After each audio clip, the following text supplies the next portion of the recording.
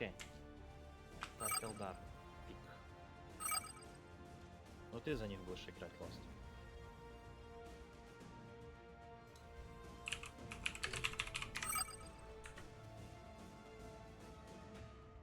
Теперь они банят, потом мы пикаем. All right, we are here. It's going to be game number 2. I wasn't here to cast game number 1 for the official Gladius tournament in this round matchup with LostOne, VRP, DivineHeretic, and Adozu.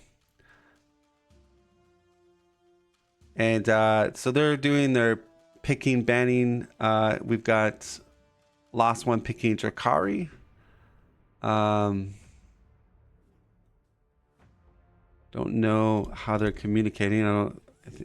Maybe they're communicating through private message with Discord, but ban Eldar.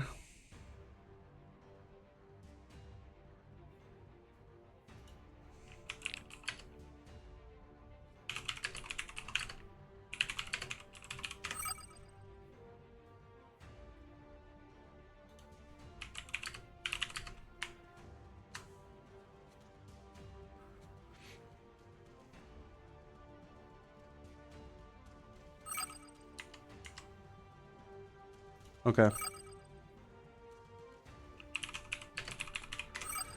All right, so we got Eldari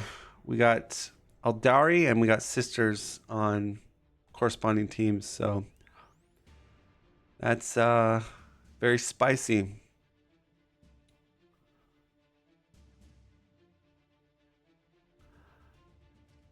So I wonder if we'll see Saint Celestine in all her glory this game.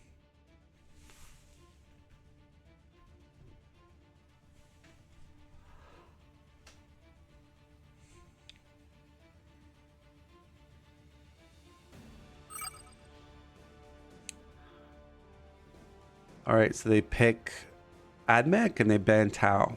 So DivineHeretic will get the last pick here. And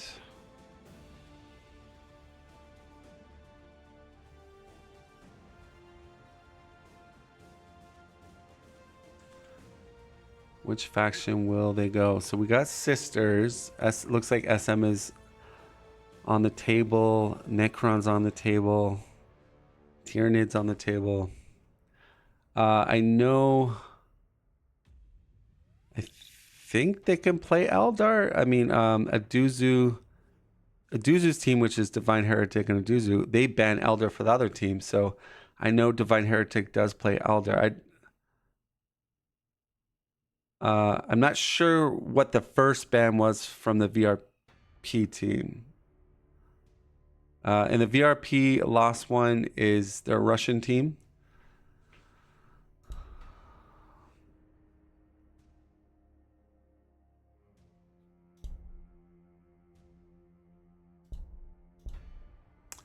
And they're going to a 3-minute timer. Okay. Yeah, that's fine.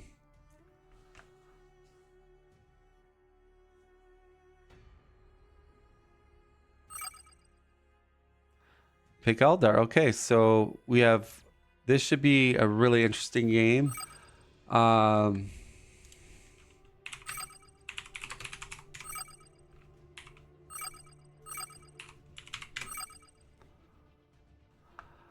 So... yeah, very high tier factions. This is kind of what we expected in the tournament, that teams would definitely go for these very powerful factions. Are the witches going to be huge in this game? Are we going to see, what type of build from DivineHeretic with Eldar? Are we going to see armors? Are we going to see mixed build? Are we going to see heroes? Who knows? Again, Celestine's going to be maybe not the best thing to do if Eldar goes fire dragons and warlocks. Starting positions, we've got dark red and light or normal green. So we've got Adozu and Divine in the top right area, and more in the bottom left area. got the Russian team, Jakari and Admech. I think right now they're probably just talking out their strategies, maybe what type of build they're going to go based on their starting location. Elder player will look at all the gates on the map, usually Control Z, and it doesn't show me because I'm a spectator, but basically he's able to dissect basically which gates give him the best resources, and that usually dictates maybe the build that he goes with. We've got Sister over here going with an influence start, so perhaps we're going to see some heroes from the Sister faction. And Jakari's starting with a high food start, so probably it's going to be a lot of witch spam. So we'll see how that goes. Admech starts on influence, so and that is a kind of a awkward kind of cliff base, but well, I'm sure Admech will kind of make it work, I guess. So maybe here, definitely heroes from Admech for sure, and. Now, just to recap, DivineHeretic and Adozu lost game number 1. I wasn't able to cast it. I was kind of tied out work, but we are doing game 2. So if the Russians do pull off this, they will pull off a victory against DivineHeretic and Adozu, and they will move to the next bracket if they're able to win this game. Will Adozu and Divine change different strategies? I didn't see game number 1, but you can assume maybe they're thinking about how they're going to play differently. You know, by banning different factions and picking different factions, maybe they also try to do that. So they were the losing team, which means they could have either banned first or pick first. So I guess, yeah, I think they banned Elder first. So that gave them the ability to pick up Elder. Sorry, that's Jakari. Elder's over here.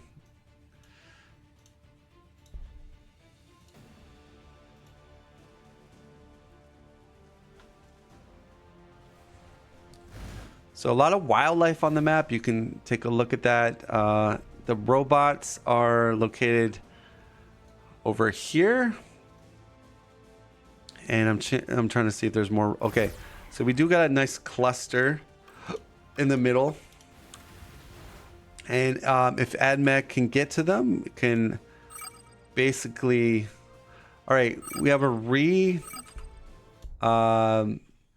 so each team gets 1 re for the series, and I assume that's their first re.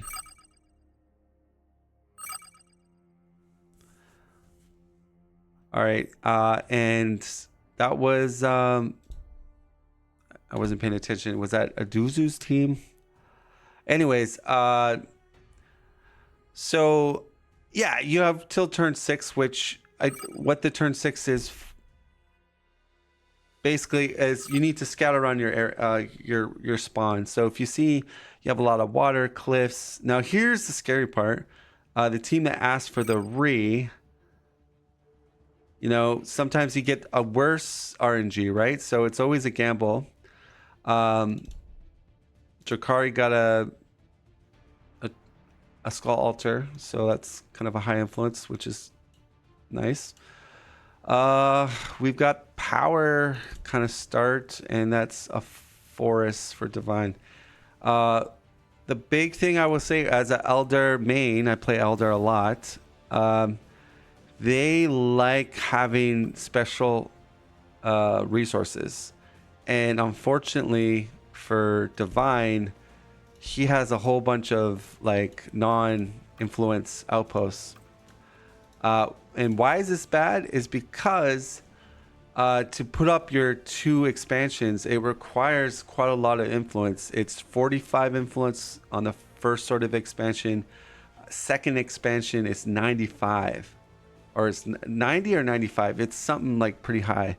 And the way you usually can get it flawlessly, like your expansions, boom, boom, boom, is by getting early special resources that are influence, or you start, your gate starts on the influence HQ. and neither is the case for Divine. So I predict, just like, I mean, we have all vision. These are going to be too hard to lock down because there's too much wildlife protecting these influence traders. So I doubt he's going to be able to like see all that wildlife move around. Yeah, with 2 guardians, that ain't happening. And the only influence thing I see in his area, this is tragic for him. This might, because that's going to slow, is way up there. So, you know, I'm not sure which team did the re, but if I was Divine and I still have the re for my team, after scout, because you have up to turn 6, but you see that you have literally no influence special resources that you can secure. That's a re for me, because I don't want to delay my my expansion, you know, 5 turns. But here's the thing, there is a remedy.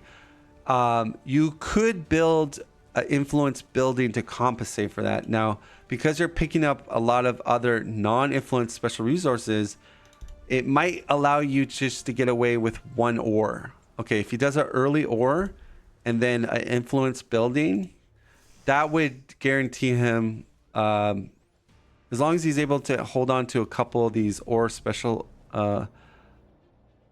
special outposts, he should be able to get his expansions on time. Emek doing a production city, going book first. Okay, so that's kind of standard for most Emek players. We do got Drakari here and going for influence. Starting location, first building might be a book. I don't know. We'll see. And book from sisters right off the bat with a food start. So possibly we might see an infantry sister build. And then so Adozu and Divine are in the top left part of the minimap, and the bottom right is going to be the Russians. LostOne and VRP are in the bottom right. Again, they did win game 1. I wasn't able to cast game 1, so the Russians are up a game. If they win this, they are going to advance to the next bracket of the tournament. So far as research goes, the book first people. So he's doing a book on Arctic with acquired tile. Book first from Admech. And what is Divine doing? I think he's doing an ore first. Yeah, that's perfect. Okay, like it so far.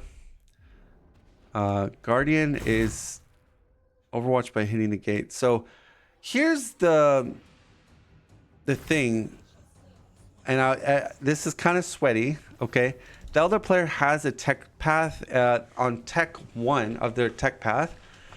They have a tech that basically makes acquiring gates free. Instead of paying the 7 influence, I think it's 7 or 7.5 influence, they can get it for free if they get the tech. Drakari does not have that option, so it's going to cost them influence to acquire gates. What the elder player could do is literally the gates that are on the side of the Drakari player, he could take them for free, right? Once he gets that tech, it doesn't cost him any influence. So what he can do, and I think that's what he's doing. You notice, well, I mean, this is kind of in between. It's kind of a forward base where the spawn is, but he took a food right over here. So he probably knows that witches are going to be probably the comedy. So he's doing it again. So he's doing exactly what I'm saying, is he got the free tech and he's getting the gates that are in his opponent's area as good gates, like good expansions, and specifically the food ones. Because I assume he's like, well, oh, there's another beautiful, oh, that would have been a beautiful. So here's the thing. It's it's really annoying because here's the thing. When he acquires these gates, they're his, and the wildlife will even destroy them. But he doesn't care because he's acquiring these gates to mess with the Drakari player. Oh man, this would tilt me so much. Now, the Drakari player has to make a decision. Now he sees what the strategy is doing. The dude's taking all my food gates. How am I going to expand with a good food city to build all my witches. So the Jokari player's got to make a decision here. Does he take a gate next turn? And now here's the side problem is the wildlife can start hitting these gates, right? So he could spend influence and the wildlife could end up destroying it. So he needs to also secure these gates. So it's really stressful for the Jokari player here because it's costing him his money. And then on top of that, he has to make sure it's secured. Now the Jokari player could sort of do the same thing to the Elder player, but it's again going to cost him influence. And, you know, everything is important. Like your influence in the early game is important. So Divine, I guess now is getting his own gates, or sometimes you use gates to help you clear wildlife safely. But yeah, that was an interesting strategy because he was aggressively getting gates over on his opponent's side, and I think the main strategy was to take away possible good expansions. Now, Jokari did pick up this kind of science one down here, but that's the only gate so far the Jokari player has taken.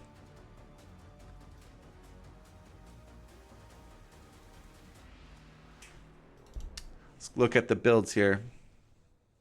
So we're going book and then ore. So definitely kind of a very I don't know, double book is considered greed. Single book not as much, but he's going book ore. So that's kind of like, you know, there's no production yet for Admech. And Elder can sometimes rush, but then we're going ore too. So the Russians are kind of going with those kind of greed builds a little bit. So definitely they're not rushing. The Russians are not rushing. Do we have any early production? So we do have kind of a normal like production. Like usually people go book and then most part production building to get an early army going. So we do got also again a production building in Eldar. The only thing I'm worried about, look how low that influence is. Remember I talked about in the early part of the game. That's really going to affect him getting that third base out. He'll get the second base out, but that third base will definitely take a long time to get out unless he compensates for that, like I think by building influence building. But he's going barracks. So will we see a rush from Eldar? I don't know.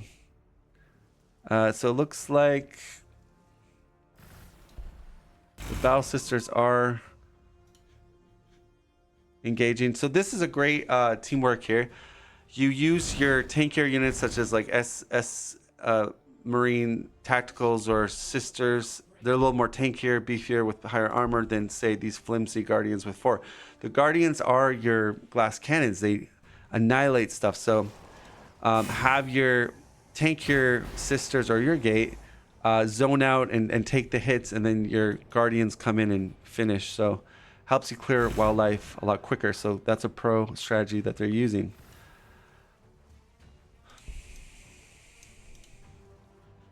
As far as outpost acquisitions, turn 10, not much for the Jokari player. And again, not much from the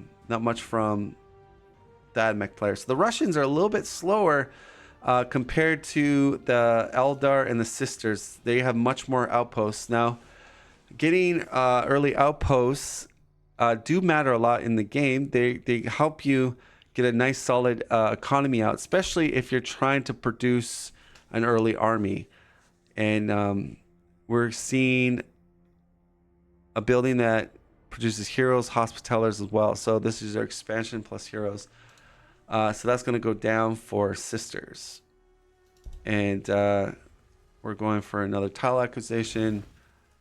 And his food's pretty good. His ore, it's not, I guess, terrible.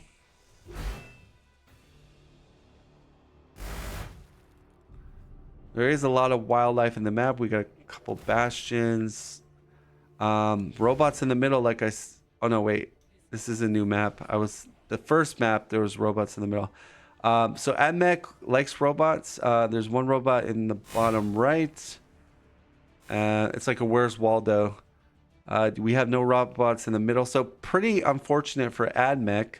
Robot City's in the top right, so that's kind of out of arm's length for AdMech. So AdMech did not high roll on the robots.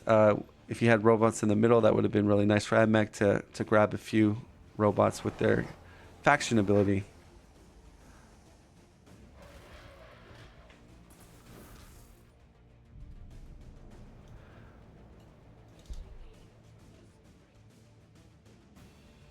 All right, so he's got his expansion building up. Data smiths are going to commence. I assume he's going to try to get his 2 expansions up quite quickly. LostOne or VRPs. Yeah, VRP's the blue player. Then we got Team Divine and Adozu. Going more Guardians. What's the next building going to be? That's what I'm curious about. Is he going to build an influence building to compensate for his bad influence so he can expansion up? No, he's going second barracks. Okay, so this is quite aggressive. So he has the potential maybe go for a rush, but again, he's going to need like Dark Reapers or like maybe Fire Dragons to get that really high damage. Sisters is getting an expansion building, hero hybrid building. Yeah, so Russians are going more slowly. Still no. Okay, finally getting a vehicle. So it's going to be AdMech vehicle. So we're going to see onagers most likely in this matchup. Drakari, so he's building a farm. So this is real bad. It looks like Drakari is not having such a great start, actually. I mean, usually do not want to build 3 resource buildings like off the go. Like that's a little bit too much. I mean, he has no army, right? He needs the. So the thing is, if Divine, maybe backed up with Sisters, rushes, they might be in trouble because I mean, LostOne, no production. So yeah. But again, time will tell. All right, so a lot of killing wildlife here. Oh, and we're gonna see I'm trying to scroll to it. So another battle sister comes out and a mega fires. Support infantry unit that buffs nearby adapt Soreta's infantry units. I cannot pronounce that.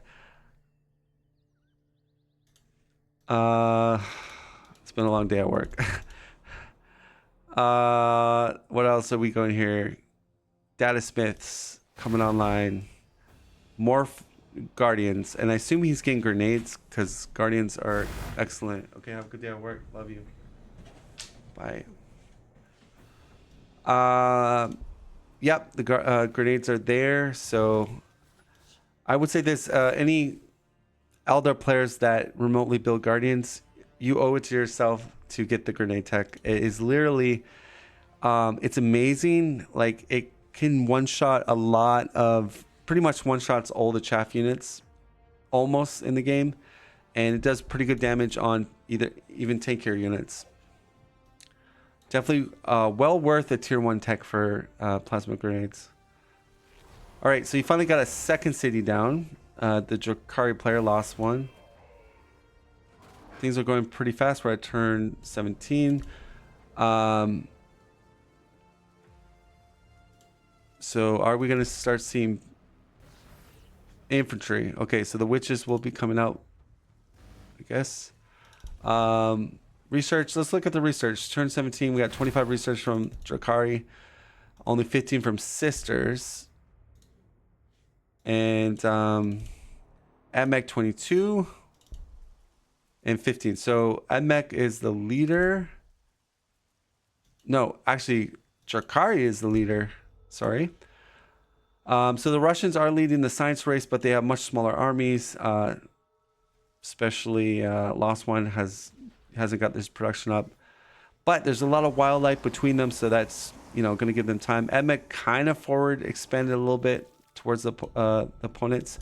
But again, how can you say no when you're going onagers? You got volcanic rock. So that's like a 60% kind of tile with the 20% special field, which is just like, yeah, he's going to be able, if this game goes long, we're going to see a gigantic death ball of onagers and the ability to produce a lot of them.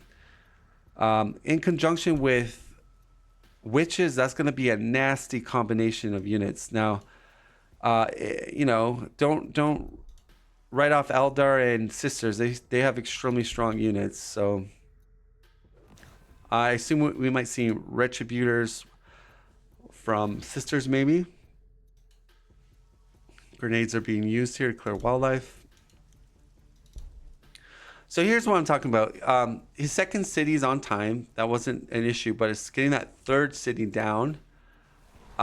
Again, when I play Eldar, I usually always try to get second city 18, the next expansion city, the third city on 19. But again, you have to make adjustments or prioritize usually the special influence tiles, which he didn't have in his starting location. So he'll need to go to 90. I think it's 90 for the, it's either 90 or 95. I can't remember, to get that third city. And why it's important to get the third city down is because the quicker you get these cities online, the more benefits you get from able to start producing the next buildings you need. His food economy is pretty good. He has the ore, just not the influence. So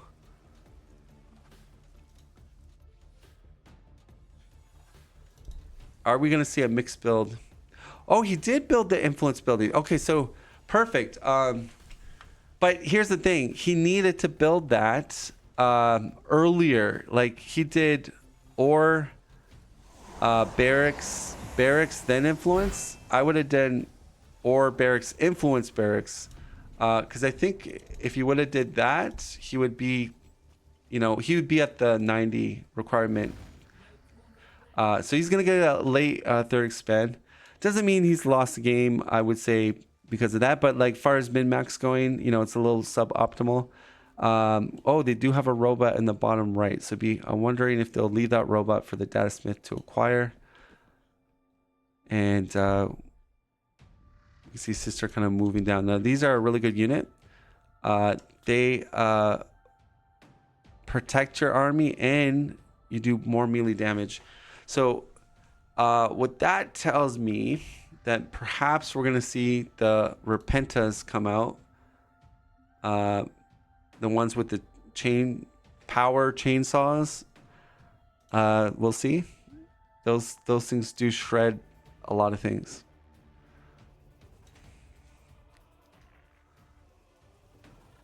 Now we are pop cap here. Okay, so I noticed what Divine did not speed up his growth. Because his influence was so bad at the start. And I guess that's something to consider. I usually like to do the growth because then I don't run into this like slower production for everything, less resources, less science. But again, I guess you have to, make adjustments. He's still kind of late on his that expansion city, but it would have been way more late if he did pop rush.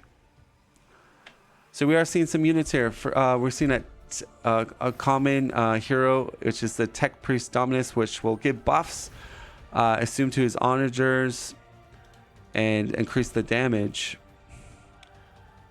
See some power there. So again, usually high level players will try to min-max to all the way they can. Don't build a power until you ultimately have to build a power, which in this case, he's hanging by a thread. Pretty much, I think they're all probably, not so much. Drakari is nice, 73 in the bank, 61 in the bank, and Eldar 106. So more Edmec. Edmecs, buildings and stuff usually use a lot more power. And we got 2 manufacturers from Edmec. Let's go around the board here. How many production buildings One and another one on the way. Some resources. Okay. Sisters, we've got 2 in that base. Still don't have the expansion. The expansion base is coming, it looks like. And this is the resource base, obviously. And we're going to have 3. So I think right now,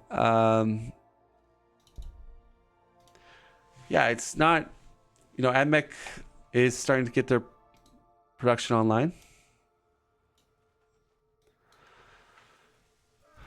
So going into turn 22, still a lot of wildlife. AdMech and Eldar are inching a little bit closer. We got an enslaver over here. And the first witch is going to be coming out. Very cheap unit. Very, very good if teched up. If you get their drugs and you add them to transports, Chef Kiss. Gates are being taken by Divine because he has a free tech. And also a spy on the enemy.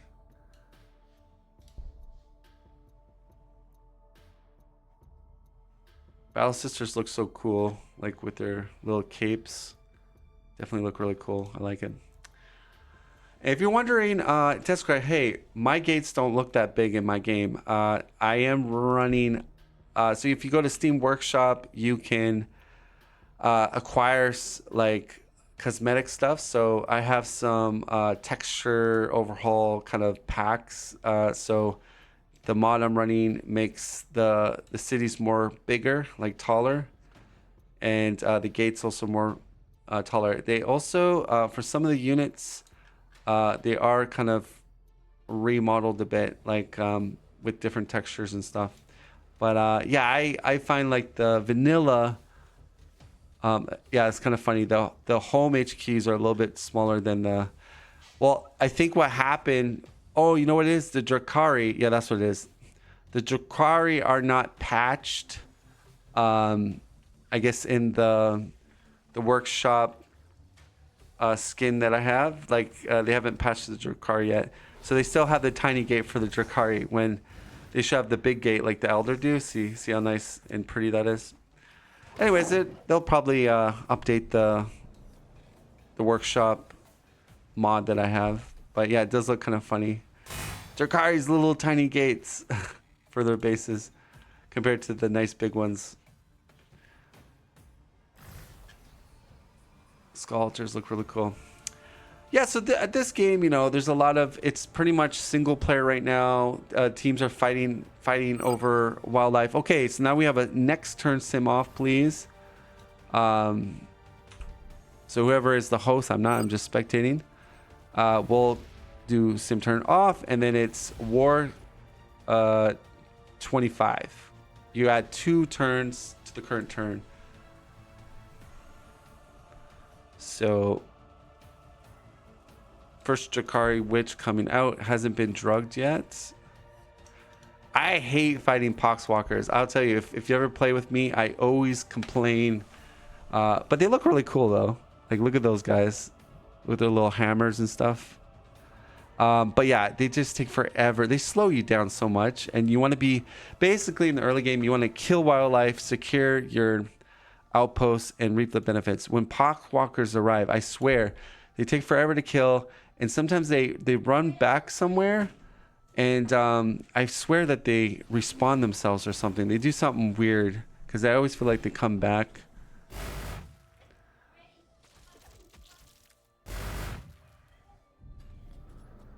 So things are going to get a little spicy here. We've got one team, the Russian team, wanting Sims off. I guess because AdMech can see. All right. So we got the declared war turn. And Divine's already setting up for the Guardian. Now here's the thing. Yeah,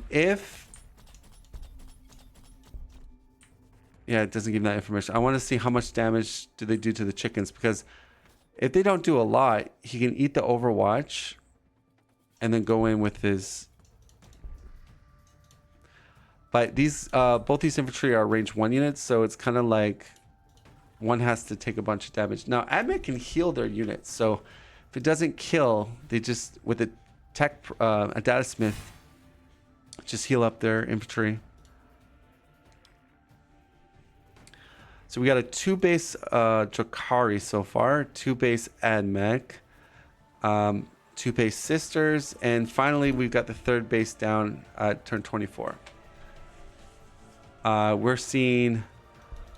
Are we seeing a hero building? Let me check that again. Or is that a barracks? Okay, another barracks. So no heroes from Eldar.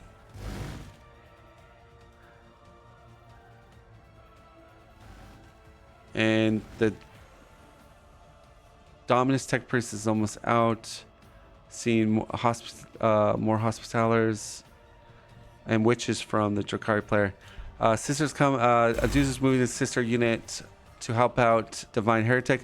Divine has a lot of Guardians, so hopefully the rush. Well, I mean, I'm neutral. I'm not rooting for one team or the other, but I'm saying hopefully the Russians scout that. So in Gladius, you know, there's a lot of key decision points here, right? You know, one big move. Now this is dangerous. He's like focusing on hitting a bastion when the war turn is going to pop off. He only has 2 stuff that can overwatch. Yeah. Oh, so that is kind of punishable. If he comes in with a guardian, they'll get taken out by the overwatch shot.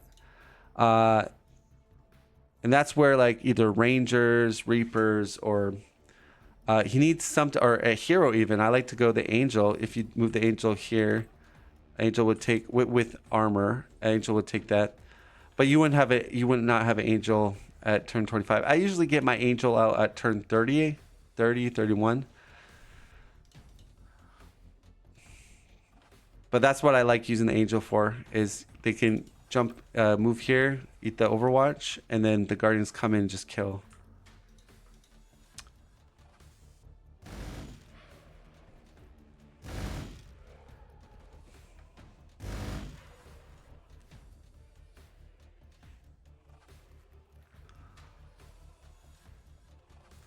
Again, if the Russians win this game, that's going to put them into the next bracket.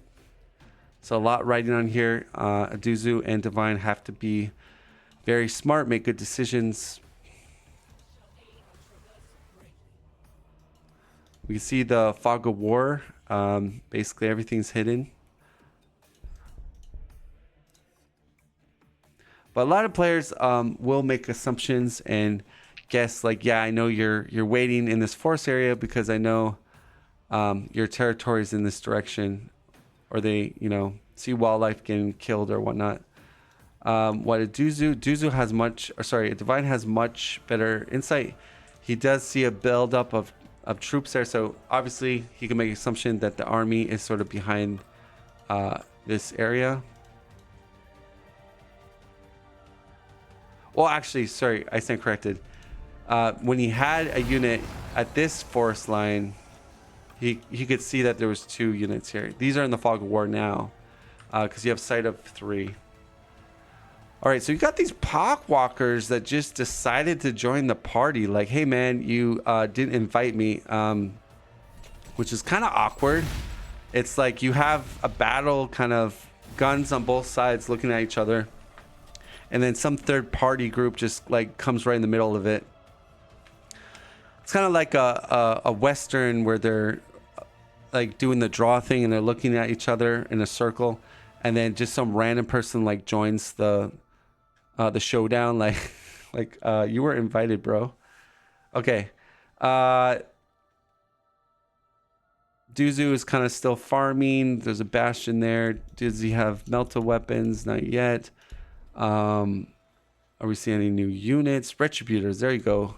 So Retributors are coming in now. Retributors are a more elite infantry, the 45 Rec 3 upkeep, but their specialty is just annihilating vehicles, fortifications, or heroes if they don't move. they have that kind of buff. So they have the heavy ordnance kind of penalty if they're moving around. They do less damage, but basically, if you can set them up in a good position, they just destroy things. Very strong unit. So again, Mass Guardian spam by Divine. Are we going to see him? I guess no Dark Reapers. Oh no, he did get the Dark Reaper tech, but let's see. He has, yeah. I mean, his aura is kind of on the low side. Maybe that's why he doesn't want to go Dark Reapers.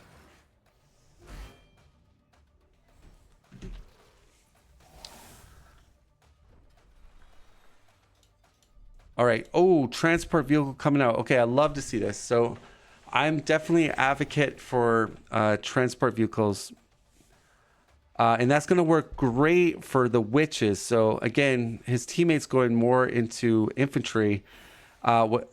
These are great because they have the assault feature too. But he can even use these two vanguards and put them in there, or transport his hero. So it's really good.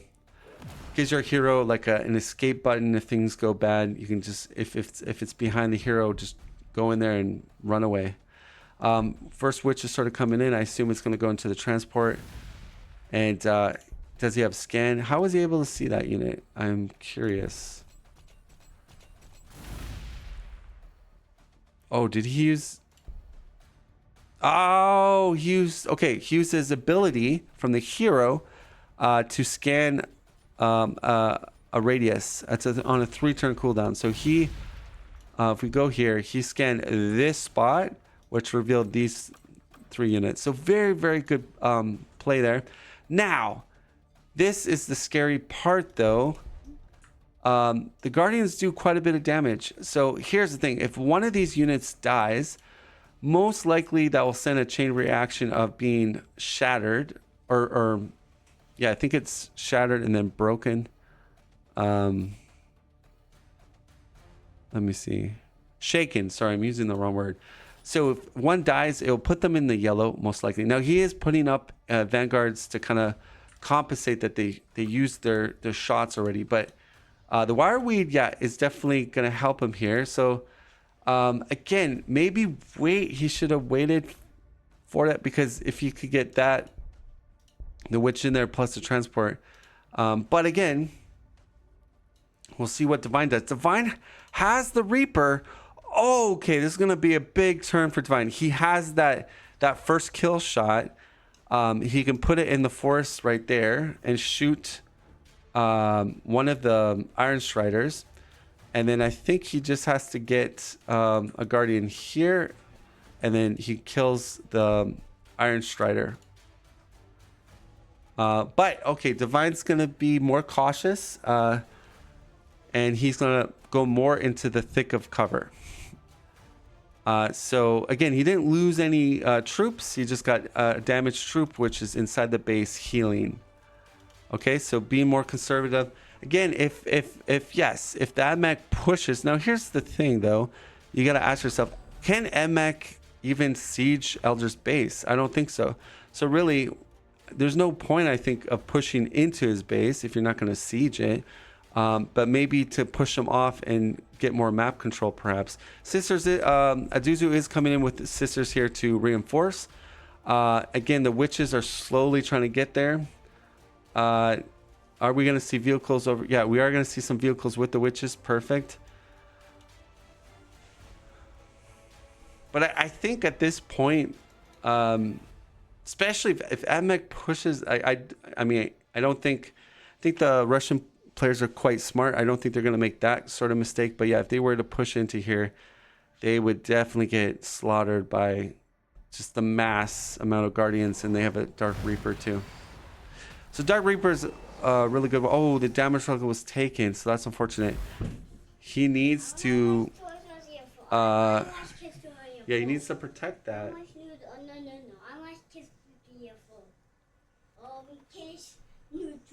Yeah. Go downstairs and watch it. Okay.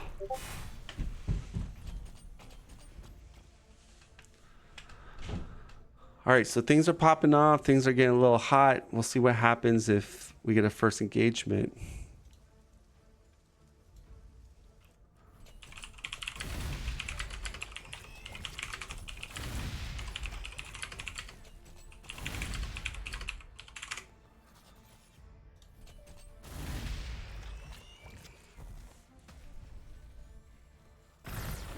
All right, so VRP is just dealing with wildlife and securing his damage relic. Now that's huge. The damage relic, 10% more damage will make a big difference when the battle is close, right? Sometimes you have that just a little damage you need to finish off a unit, but you don't. So where that 10% could be pretty clutch.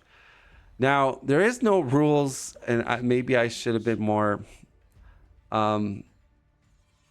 maybe I should have made a rule in the tournament, but technically speaking, you could have one team have 2 different units, like, and keep taking the damage relic. Like, yeah, hopefully we don't see that, because it's kind of... In normal games, people tend to not abuse that, but like you could put the pink color teammate here, and the blue AdMech player does their attack turn and attack stuff. Then the pink would then take the damage relic, and then their units would attack. Again, I didn't put a rule against that in the tournament rules, but I might consider updating the tournament rules if it gets abused a lot that players are doing that. Yeah, I just remembered I didn't make a rule for that, and maybe there should be a rule for that. Let me know in the comments if you guys think that's an exploit to do something like that, or is that just doing good tactical things with a relic. All right, so very defensive position here from Divine and Adozu.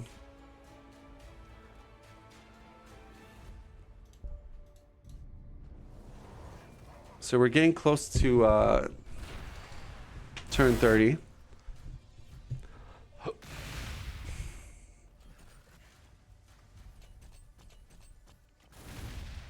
And just focusing on the wildlife.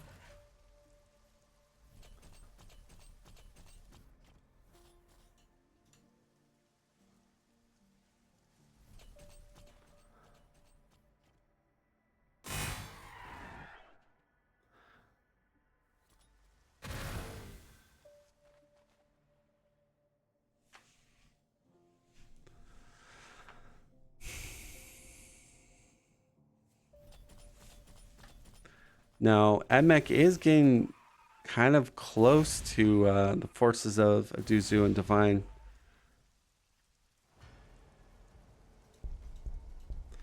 The Retributor is still a little bit back far to get into this game. But even by moving, you can see how much damage they do. And consider when it doesn't move on their the hero. But yeah, right now, yeah. VRP is taking advantage of just killing wildlife. If you're not going to attack me, bro, I'm just going to kill wildlife and level up my tech priest here. That's basically what VRP is saying. And then you also have the witch inside the vehicle, and another witch is coming. It's been drugged up. They have the good stuff with Skullter buff, so they've done some extra meditation here with drugs. Like, yeah, okay. So we're seeing Divine come here. I guess he wants to just stay in Overwatch, I guess. And killing some wildlife, get that out of here. Are we going to see them shift more to the top right? Yes, we are. Okay, we're seeing them shifting here. Staying in Overwatch. Now, I think Iron Striders can get an upgrade for scan. I'm almost sure they do. No, not right now. I'm almost done. I'll call you when it's time. Are you gonna be done like what? Probably an hour. I'll tell you. Okay, so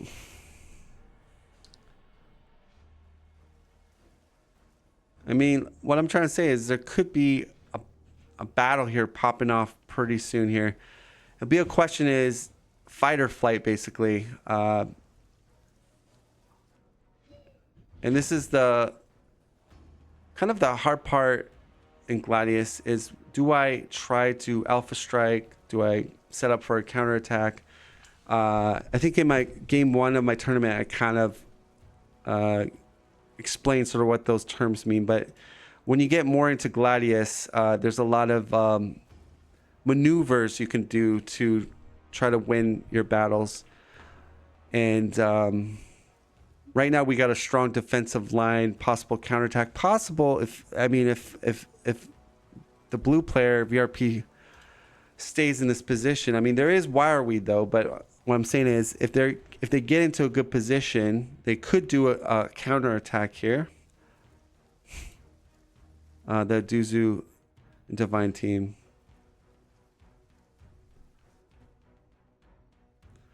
And they got melted bomb, so that'll be good against the transports that are being used against them.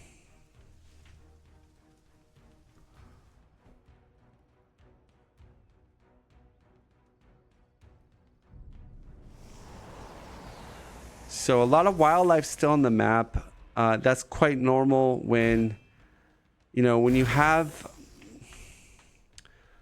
high level players. They tend to like to be aggressive or try to scout out what you're doing.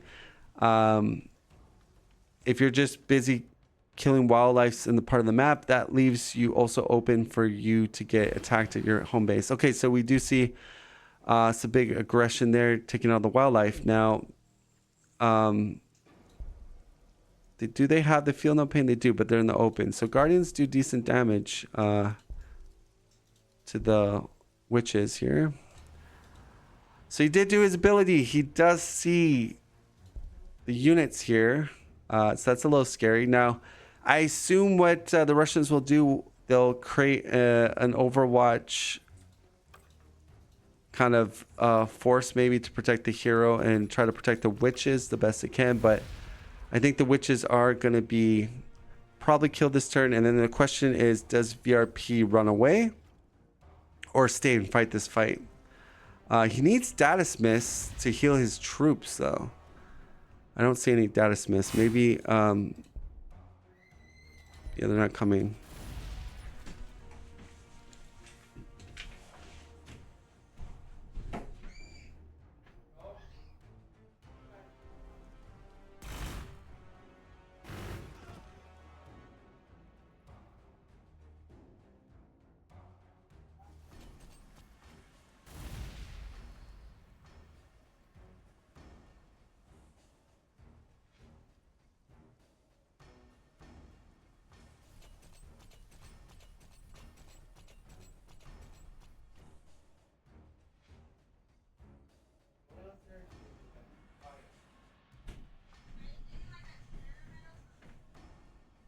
Yes.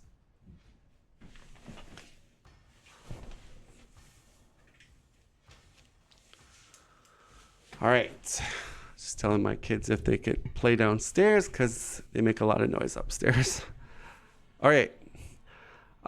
So yeah, now this is going to be a hot turn, guys. So buckle up, settle up. What are we going to see from Team Adozu and DivineHeretic?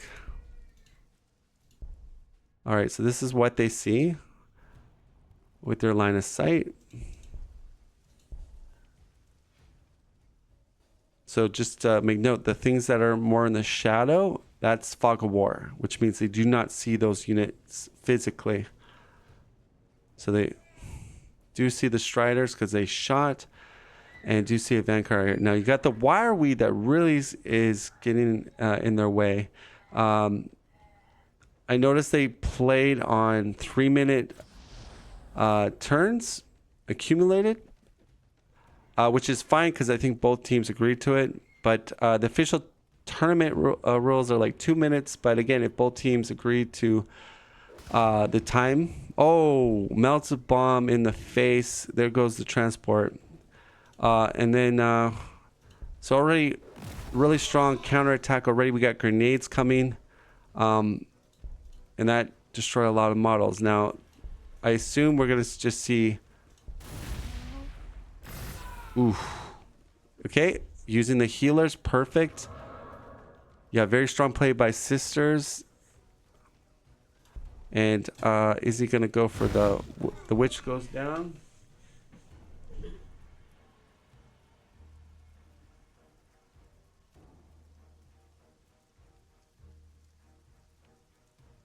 All right, Josh, here you go. Here, go downstairs. Thank you.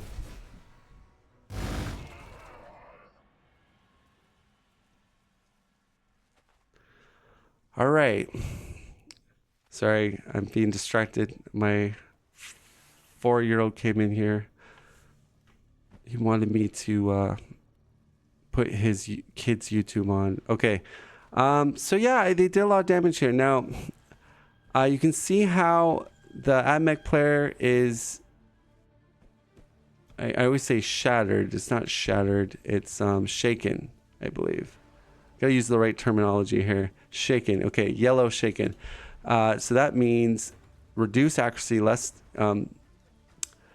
accuracy, and they take more damage. So they do less damage and they take more damage in layman terms. I think he's got to retreat here. I mean, again, his fog of war, he just sees some units here and there, but I mean, with our knowledge, we definitely know that he's well outnumbered. Now, we're getting more reinforcements, but I really would just, take your losses and fall back. I think that would be the play.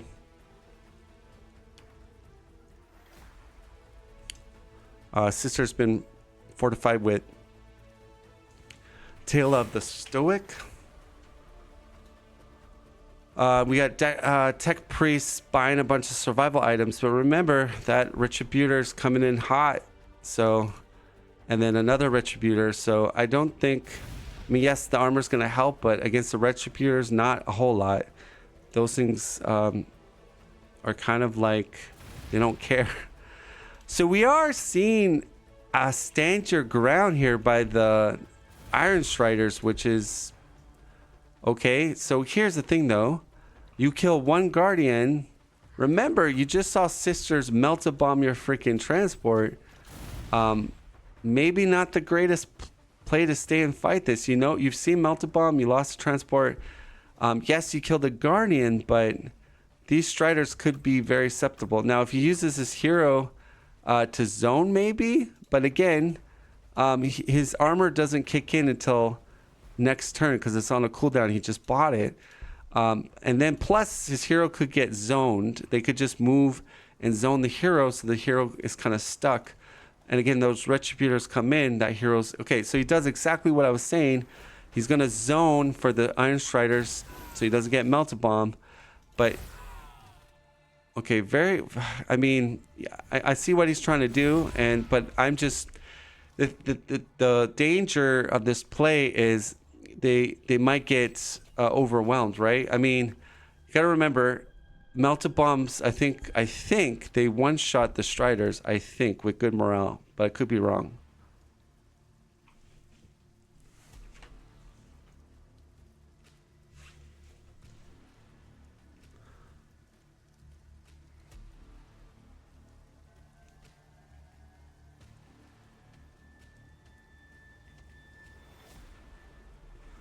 All right, so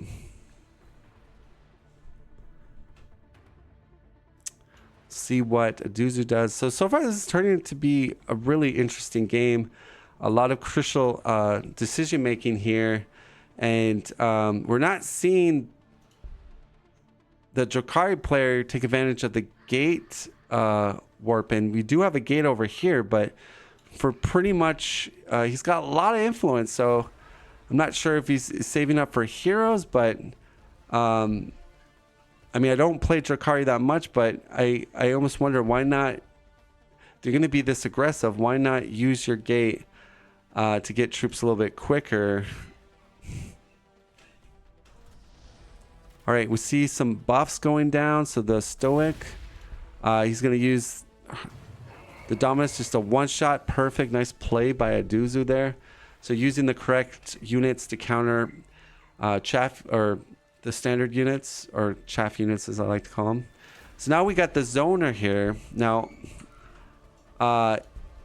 he doesn't have the armor up yet. It's on cooldown, but he's still super tanky. The Retributor will be a little short, but can face off against him. But problem is he goes here. the Striders can basically just shift to the right and kite this unit and kill it maybe. But we'll see. But we are seeing a lot of shift from the forces here. Still, okay, we're getting Warlocks from Eldar. That is, does he have the power to sustain it? He has 100 power in the bank, so you might be able to get a few of them out. Again, if Dari units die, you gain power based on their level. So and this one's a level 0.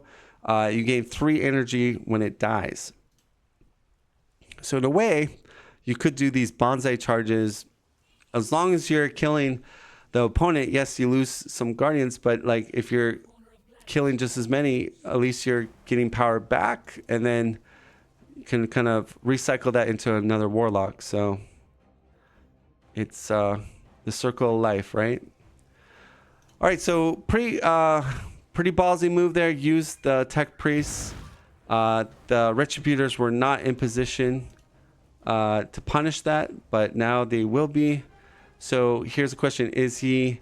I mean, he's got to know that retributors will be coming at this point in the game. We are seeing the first vehicle come out. This could be big. Yeah, Drakari will be loading it up and probably using the warp gate over here, I assume. Looks like he wants to fight this. He moved up. We got the witch inside, so it's on like Donkey Kong. That mech wants to stay and fight. So 1 shots, very nice. Drugged up. He's got the damage from coming out of the transport, I think.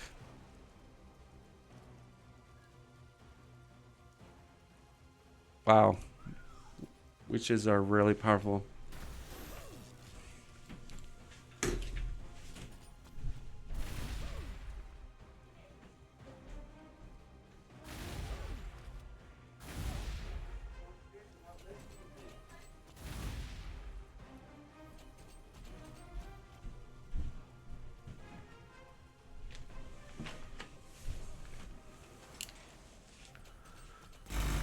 All right. Wow. That's very aggressive. So the Russian team does see the no. Okay, Russian team does not see the retributors. The retributors are in the fog of war up here.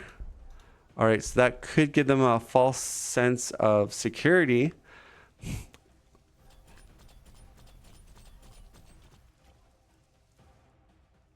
So he's kind of creating this like force around the Tech Priest Dominus. I predict maybe we'll get a strong counterattack here from Adozu and Divine here. Again, we've got Melt-A-Bomb Sisters here. So you've got 2. Well, that's a Retributor. She doesn't need the Melt-A-Bomb, but you got 1, 2, 3 to get this one, the 4 one, and also can blow up this one, but okay.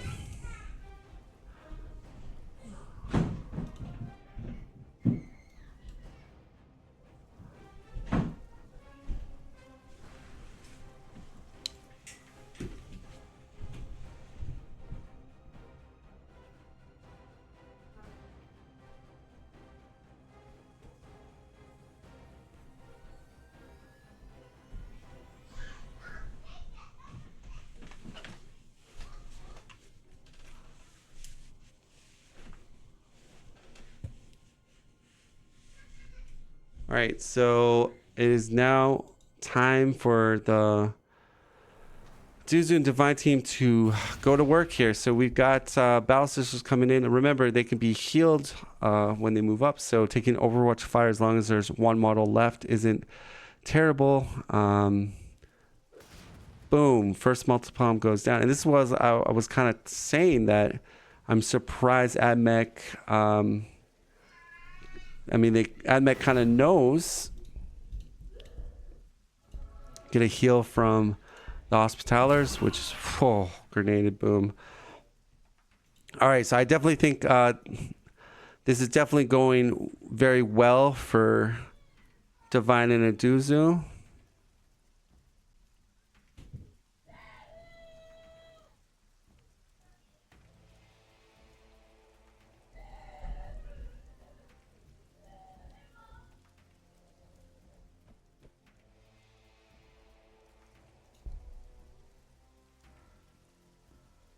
So we're going to get another melt-a-bomb. Now, can a melt-a-bomb accuracy? I don't think that... fixed accuracy. So the accuracy doesn't do anything to melt-a-bomb. If you read there at the bottom, it says bomb fixed accuracy. So the light of the Emperor didn't need to be used there if doing melt-a-bomb.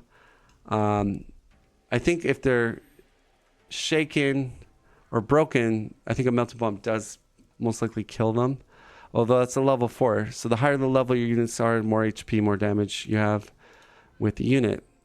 So it looks like that's all we're gonna see. We have Battle Sister here. We have a Reaper, so that's in the Wireweed, but again can heal with the Hospitaller.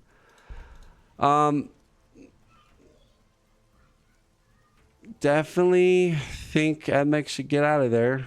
I mean, wait for the onagers. I mean, like, I think that's your plan. And then you give more time. Okay, so we do have a loaded up witch is here. Now, are we gonna see, is there any gates that are still not taken? Pretty much Divine has taken all the gates. There is this random one gate here, but oh, that's kind of a backdoor to them. Well, we'll see what the Russians will do with that transport.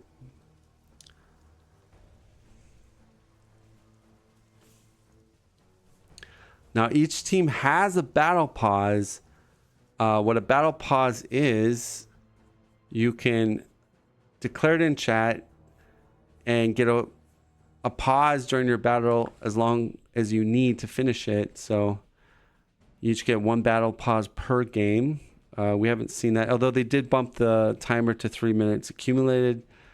Again, the official tournament rules are 2 minutes accumulated, but if both teams agree to 3 minutes, it's fine. It's not a big deal.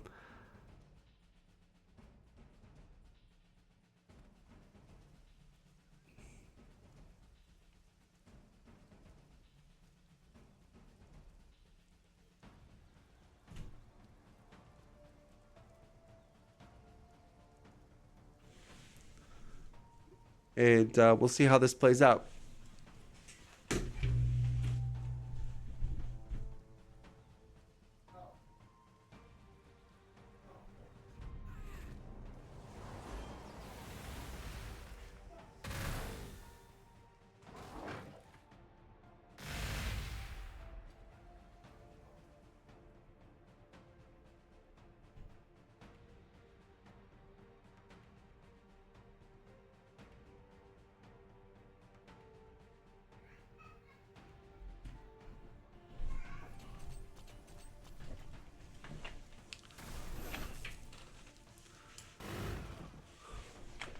All right, so we're seeing Edmech not want to give up his position. Okay, I mean they're trading back and forth. It's no, it is quite a slugfest here, but I mean those retributors. I think the retributors are kind of being hidden in the fog of war. So maybe false sense of security that they want to give the Russians, basically. Are we going to get a teleportation of a cargo ship here? Huh.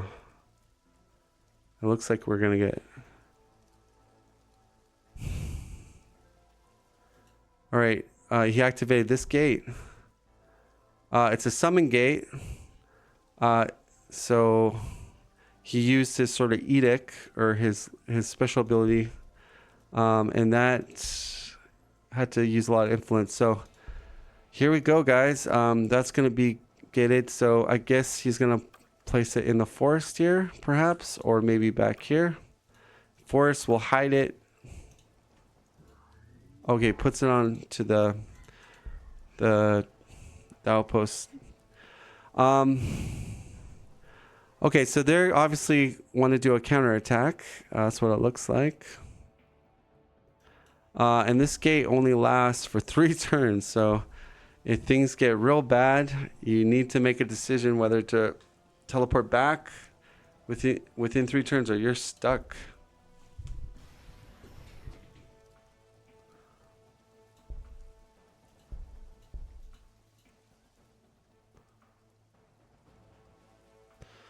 All right, so DivineHeretic and Adozu, it's their turn.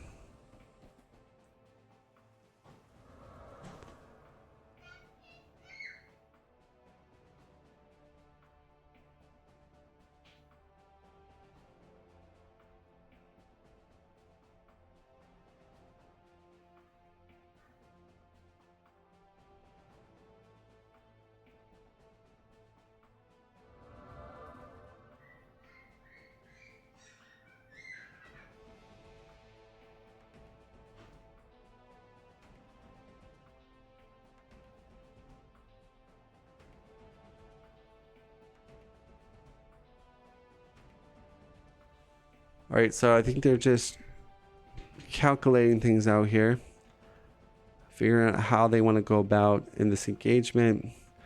We have that mech hero sort of zoning for the Iron Striders to avoid the melted bombs. Again, the Retributors are kind of like the secret weapon here. It looks like we're gonna get the Retributors going in. Now, if they could get a stun on the hero, but that would require one of them to have a hero with a stun grenade. But it's usually how you want to do it with the Retributors, because once you stun them, they're stuck in place, and the Retributors next turn get full damage. So Retributors are going to come in, probably target the Iron Striders. I don't think they have a hero kill, unless they can zone. Put a unit in that spot. But the Stingwings are blocking the zone of control. So that's because if they had a unit here, okay, they're going for.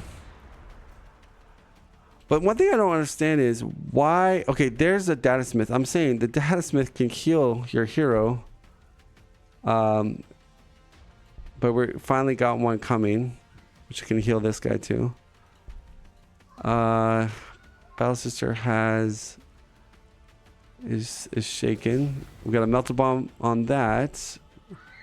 Reaper's gonna fire into that. It's down to 2 health, and a double tap there from the Battle Sisters finishes it.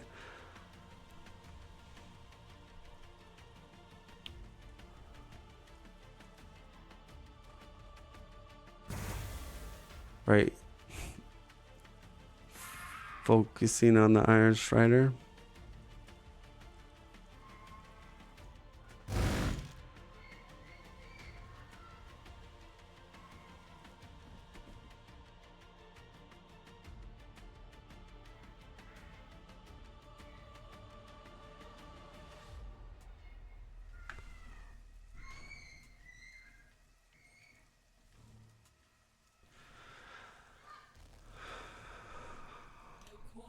So what he could do here, if they don't kill this unit, then Dominus will have to go to this spot.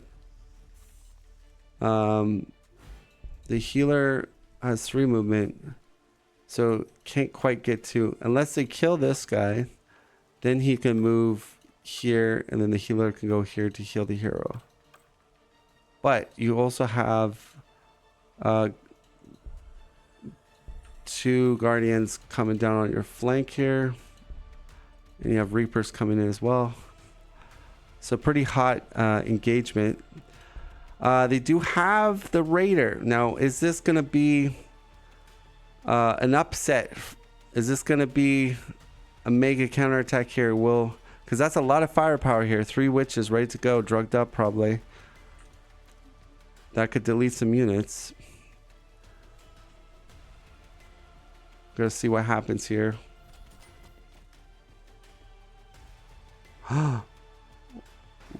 Alright. But he needs to kill this. Wait. Okay, the Retributor's in the back line. Okay. So where is the transport going to go? I assume it's going to go here? Maybe?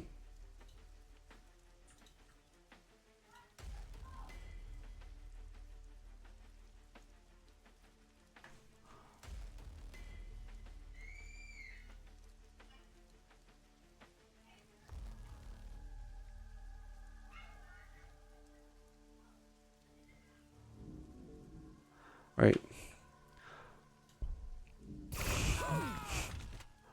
Nice. All right, so 2 witches will come out. And just one. Ooh. Yeah, and this is why people are saying witches are very, very strong.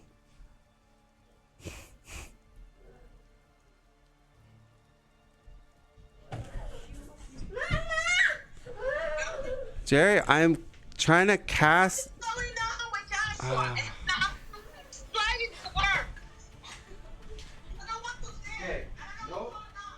nobody is getting the iPad. No technology for both of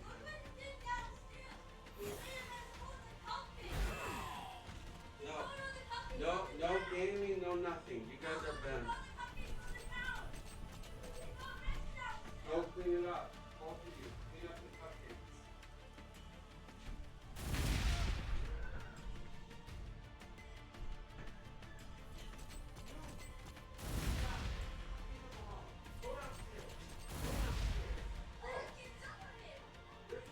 Go!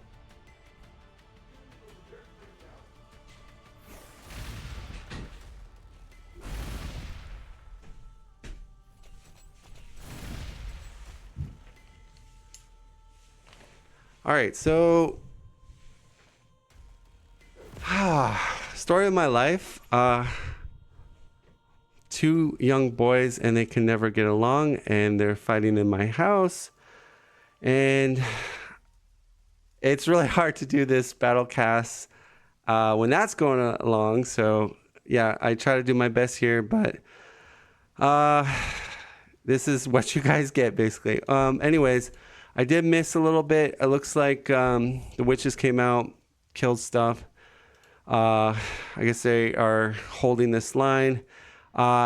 It's actually starting to look better for the Russian team. If you look at the army composition, and they killed a bunch of Guardians and I guess a Reaper too that were in the open. The Warlock does come out, the first Warlock. I guess it can kill a level 5 Strider. Not quite, but if it gets shaken, definitely can. Again, we got a shaken Guardian. Are we going to get a grenade? Yeah, so basically me and my wife take turns. Like when one of us works, the other one watches the kids. So like I finish work, she's off to work, now I'm watching the kids. But my boys do not play nicely. They're always fighting and I have to tell them to stop fighting. And it's, if you're a parent, you know what you have to face. But my hope was I could cast this game sort of in peace, that they would be like not fighting, and then it's like, yeah, they're fighting. So try my best to. So almost have it, but again, he's 11 out of 14 morale. I think maybe 1 or 2 more morale drop that will put him to the yellow. So that means they just have to kill a model or something. but it looks like they used up and they got Wireweed here. Unless he moves into Wireweed, but that's super aggressive. I don't know. I guess the Guardian could come in, but oh, sorry, you have Battle Sisters right there. Okay, I mean, both teams are slugging it out. But again, you're leveling up. The hero's leveling up here. It's a level 5, almost level 6. So we're gonna see the ultimate ability pretty soon. Okay, so a lot of aggressive play there. Got some grenades. Almost killed the witches on the other side here. We are fully broken on the transport, and also, so that was a good back and forth. For a second, I thought really the Russians were, especially at that last turn, I said, gee, wow, they really hit Adozu and Divine pretty hard. But Adozu and Divine had a really good counterattack here. So they were able to kill a lot of units. Now, both sides have taken quite a beating. And are we going to see one side run away or reposition here? I've been wrong quite a bit this game because I've always kept saying, oh, I think they're, the Russians are going to move away now. But they're holding the ground. So let's see what they do this turn. First onager out. Another transport. So there's another witch there.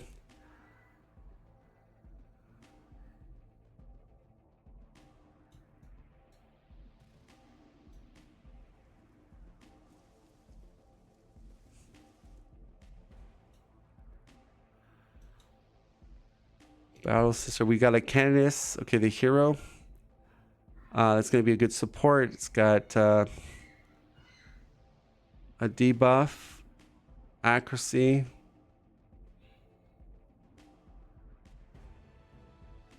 Even a Melting Bomb, because she's dope. We're seeing some Zephyrins come into play. I guess more for that mobility and to ignore zone of control and then to jump and hit a Melting Bomb. I mean, you're facing armor, which will be really good against the onagers. So yeah, the Russians are backing off finally. I don't think necessarily they lost the battle, but I would say that last round definitely went to Adozu and DivineHeretic.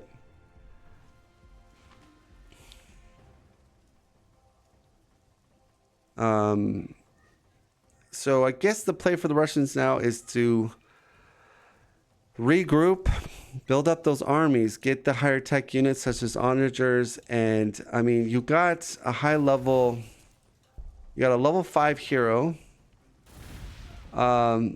He's got to be a little careful. I mean, the warlocks, I'm surprised though we're not seeing fire dragons. I feel like AdMechs in the game, and pretty much every AdMech player does usually get the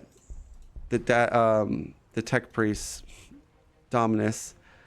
So even having 2 fire dragons does the dirt challenge or the take a sleep challenge basically. But yeah, we didn't see that. So warlocks are still pretty good, but fire dragons definitely do a lot better. I'm not sure what that play was, but to get the Reapers. Okay, got it. Grenade. Oh, don't tell me. Uh-oh. I guess grenade does not have enough damage. So it looks like the Reapers are going to survive with maybe the one model. Oh, that is...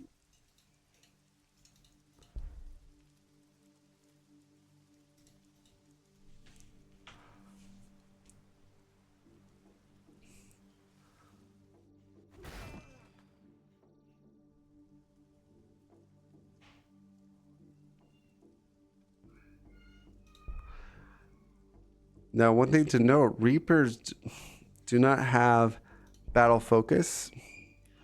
So battle focus is actions do not consume movement.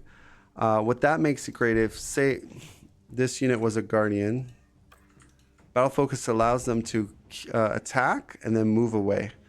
Reapers don't have that, so when they attack, they're staying put basically.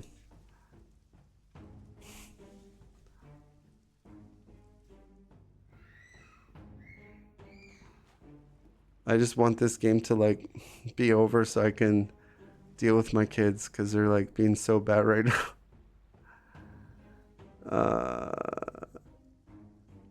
Turn 35. See a buff from the Hospitaller.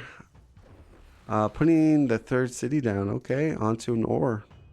So I guess if the game goes longer, we're going to see more of an economic game from Sisters.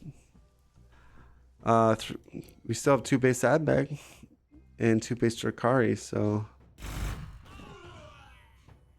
I guess you would say economically it favors Divine and Adozu at the moment. And the Reapers will get healed right back up.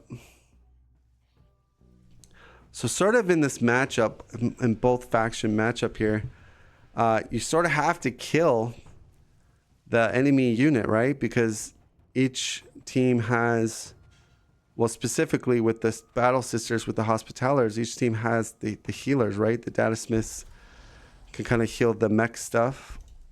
And all right, so repositioning done by Adozu and Divine. I guess they're going to play more of a slower, safer game. They're going to mass up maybe their Alpha Strike army. Canis is coming in. We'll see what happens.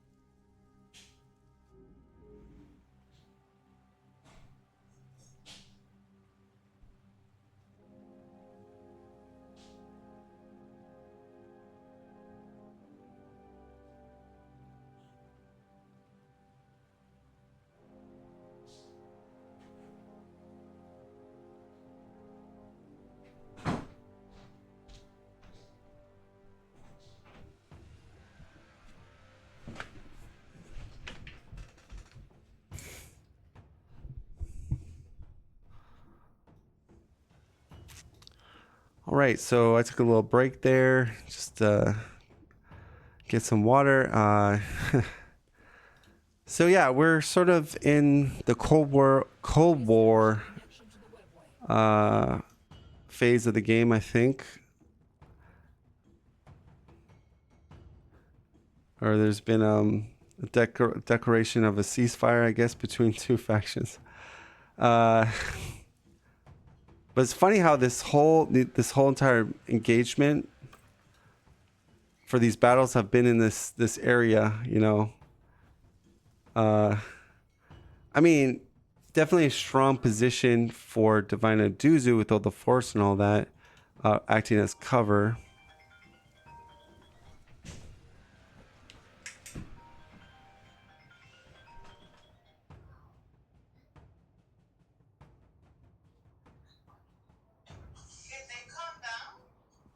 Yeah, but like, okay, so this is the situation. I'm.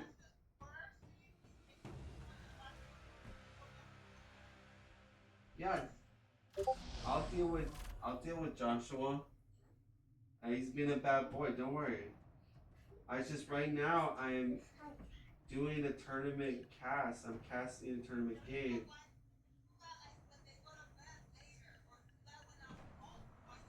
Because people schedule their time to play at a certain time, so I have to try to be there to cast it. But here's the thing, I've dealt with them, I'll deal with them. I'm almost done my thing. They're acting up, they're being really bad, both of them. I'm not happy. So just don't worry, go to work. I'll talk to you later. Bye. No, nobody gets this. You're being bad. Go.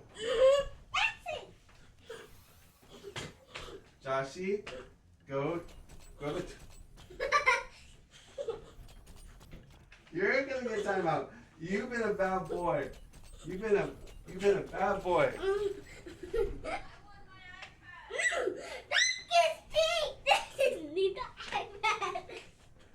Listen, you go time out. You've been a bad boy.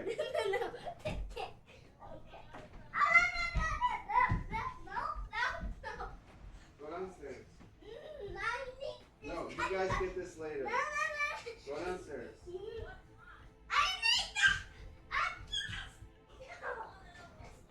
Time out.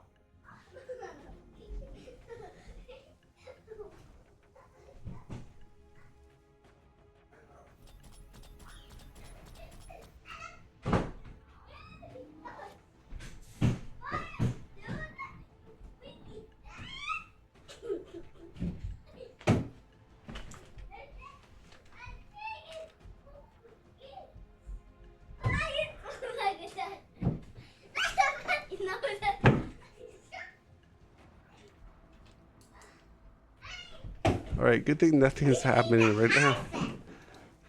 Joshi, go downstairs and play. Yes, she needs the halfback. That's okay. Shut up.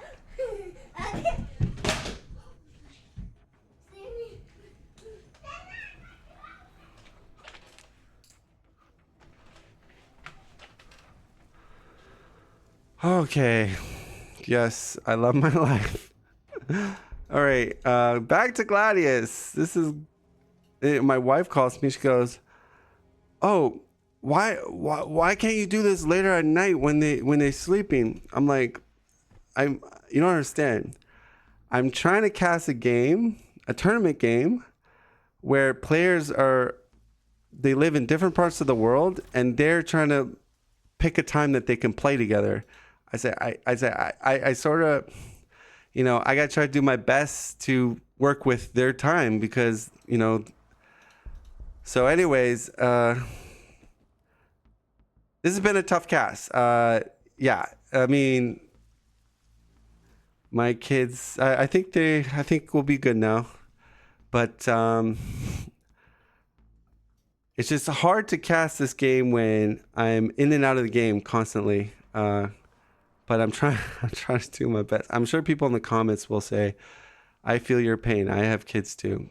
Yeah, I would love to cast this game at night when my kids are in bed, 100%. But the problem is the time zones don't align a lot. Like people live in Europe or people live in North America. And, that's just unfortunately kind of doesn't work for a lot of people. So anyways, again, this is my love for the game. I'm trying my best to make this a good cast. I don't know how this cast is going to turn out. Maybe it'll be kind of comical for people to constantly see me get taken away from Gladius and me yelling at my kids to stop making noise and go downstairs and play nicely. But yeah. Anyways, we are still in this for the biscuit. We're still seeing which team is going to get the victory. We're seeing aggressive play there by the Dominus. Now, the Dominus is a tank, and you can heal it with a Data Smith, so not such a big deal. But remember, got the Warp Smith, or sorry, Warlocks. I just think Fire Dragons would be the answer. They, you know, you could. I think killing the Dominus is a huge play.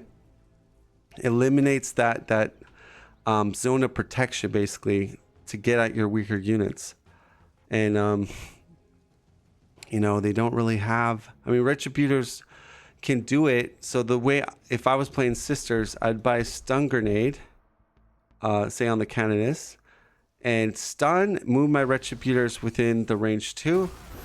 Next turn, obliterate the hero. Okay, so we get a little push there. Guardian goes down. Looks like these two will get the treatment from the Warlocks. Okay, forget that. We're gonna see some witches come out. Now, the other question is, how do you stop the witch transport assault tank heroes? So again, the thing I notice is that neither the Eldar or the Sisters have tank heroes. I mean, you could say if Canoness is armored up, she can be a little tanky, yes, with Shield of Faith and Rosaris, 50% deduction, yeah, but she's not sort of itemed up. But I mean, you create your own like zone to stop the witches from you know, killing you. Okay, so we get to the other team. So these are on counterattack standby basically. So this one's suiting up to do some big damage. He's got to get that upgrade, the cleansing flame though. That's huge. Are they gonna go? No, I don't. They need a fire dragon. I know I keep saying it again, but that would make such a big difference in this matchup.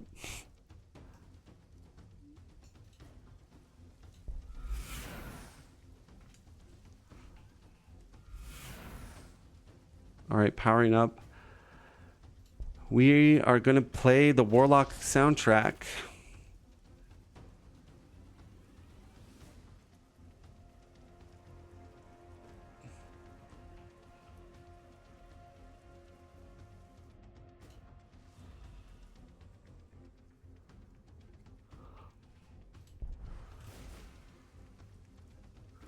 Okay, +1 move, bonus accuracy buff.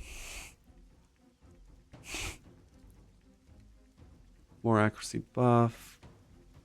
I think they're trying to calculate if they can kill the Tech Priest Dominus, but Tech Priest Dominus is in cover, so that's it's a big cover bonus to try to kill.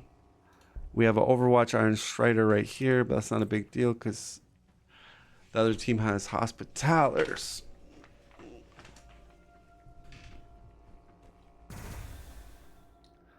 Nice. And Reaper to finish, okay.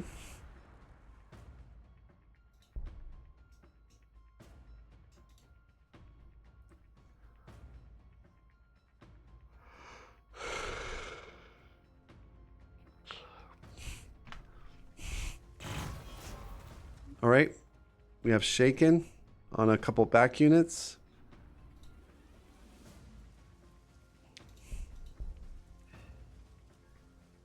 We have a Melt-A-Bomb that can come in with Battle Sisters right there. So again, I think what they're doing right now, either typing or drop potting themselves, voice chatting, basically their next sequence of shooting here.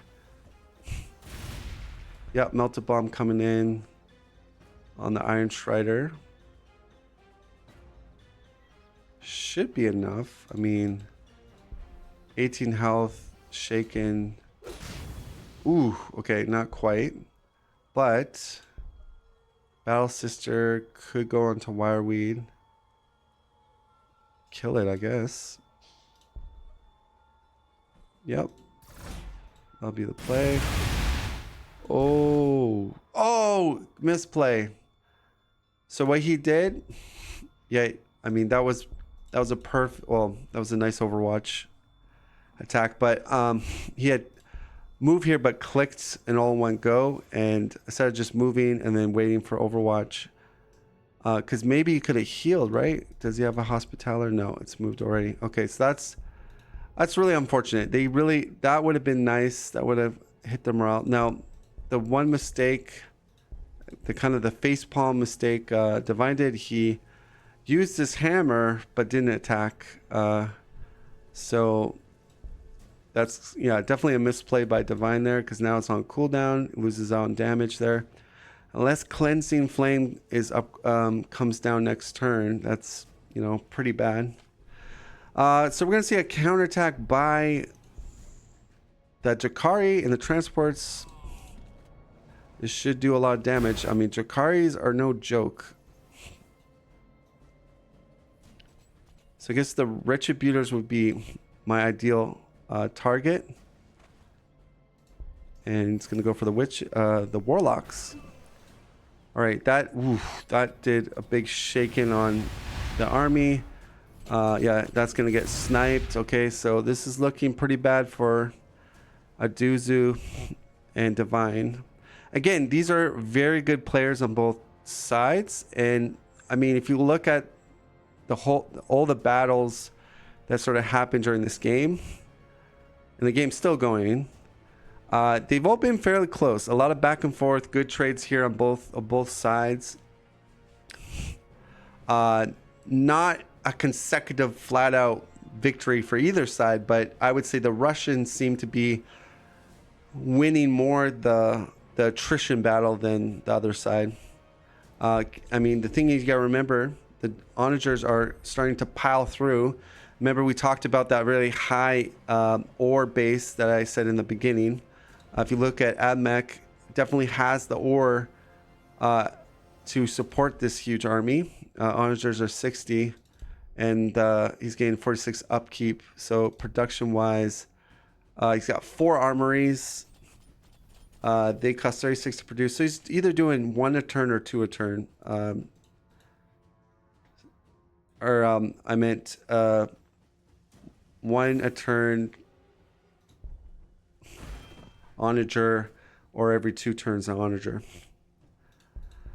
All right, so we're gonna see a Retributor get slapped in the face here. Boom, one-shotted. Ouch, that is painful. Again, witches are freaking scary, guys. They are not to be messed with. But I would say a good counter pick against witches. SM has the tank heroes, so use on them out. Plus the Librarian. The Librarian can do Shockwave to eliminate witches. They have very low armor.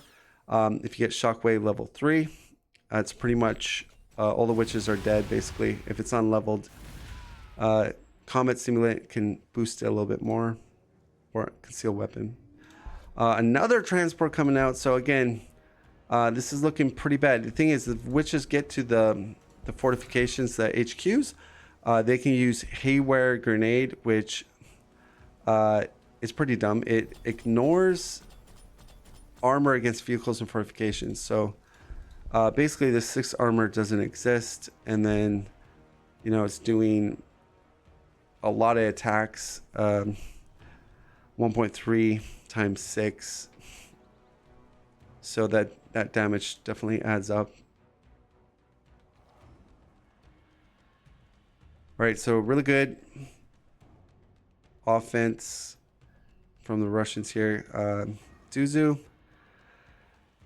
And Divine, it's not looking good. I gotta admit, I feel like the tug of war is going more. And if you look at just how aggressive the positioning is, they're almost at the sieging part of the base of Eldar.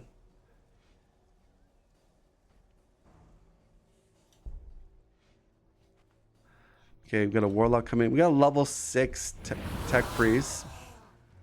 The difference is, Warlocks cost a higher production, higher upkeep, then go to witches. Lower production, lower upkeep, and you could say they're actually better than warlocks, which is why a lot of people are pushing for them to be nerfed a little bit. They're a little too good.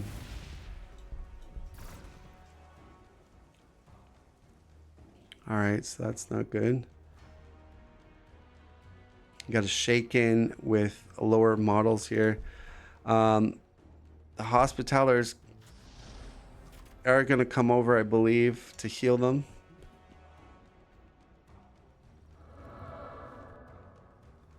Right. Doesn't have grenades and has to get the morale up somehow. Can they kill another unit? You gotta... Nope. Okay, you do have... No, that's a hero. I mean, this Tech Priest Dominus has been super helpful with the zoning, and now it's level 6, so you got a huge influence boost with research as well. If you look at AdMech's research, they're probably they're 33, but it's been a very aggressive game. You've got Dakari 30, Sisters 20, and 32 from Eldar. Okay, so kind of lower on the spectrum for resources from a typical game, but it's been very cutthroat with how much units are being lost on both sides. But definitely the Russians are sort of, you know, coming up ahead on this trading game. The onagers are coming en masse. I mean, that's the scary thing, right? Once you get that death ball of onagers with the Dominus accuracy buff, that's going to be huge.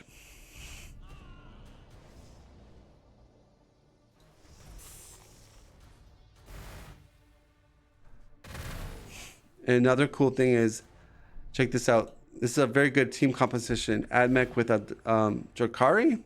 You Dominus can do Scar Skull, like over here, say. Reveal that, and then Drakari can make a temporary gate here, teleport a bunch of transports. Whoops, trying to get rid of this, and then attack the bases. How do you counter that? I made a guide if you guys are interested. It says how to counter witches. It actually goes in detail with Space Marines. What you can do is if you go aggressively on captains, preferably double captain, you can get a teleport icon with 2 digital weapons, orbital strike tech, and you can teleport and digital weapon on the same teleport turn, and then orbital strike to kill the transport full of 3 witches in it. But again, that it requires a lot of dedication on getting that influence up with the captains, but it is a tech against it if people are wondering. Yeah, I do like Space Marines versus the Drakari matchup. I feel like that's a really good counter pick for them. Tyranids also pretty good counter pick. You got tunnels that can instantly be anywhere in case there's a gate teleportation. So I think the factions with like Orc has Weird Boy to teleport. I think really you want factions that have either tank heroes or good teleportation. So we see a new unit here coming down, the Kronos. That's going to give Feel No Pain to adjacent Drakari infantry. And we got a Witch coming here and just bombing the Eldar base, doing some damage. Wow.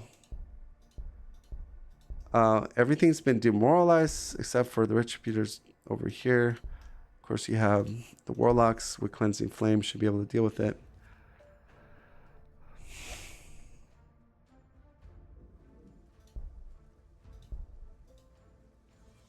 But the Onagers, man, they're going to be also very hard to deal.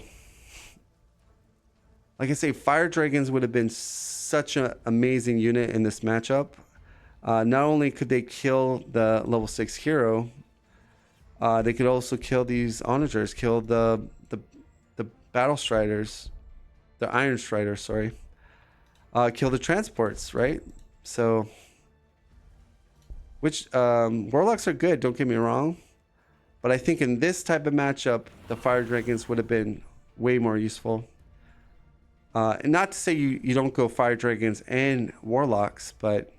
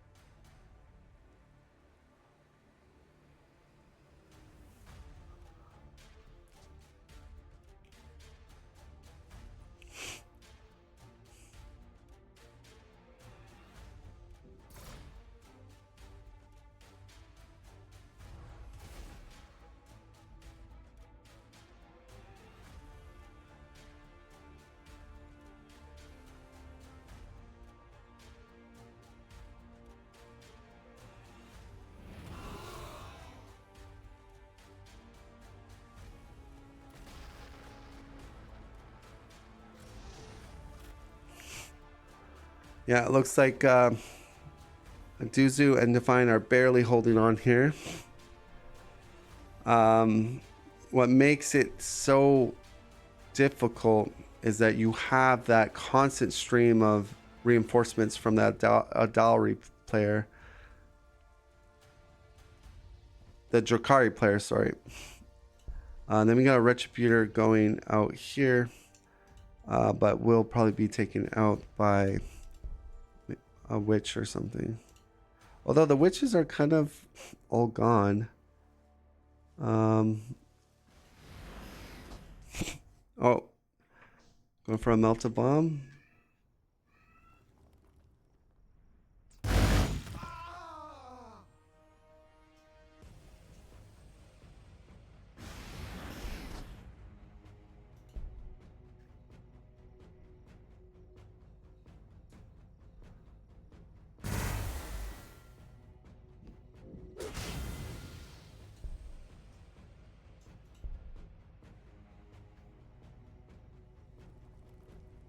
Right, it doesn't look like they have the damage. Mainly because this Ifrin was shaken. Probably if this was blue, you had the 2 multi-bombs plus the Retributor shot. Oh wait, no, the Retributor shot the Dominion.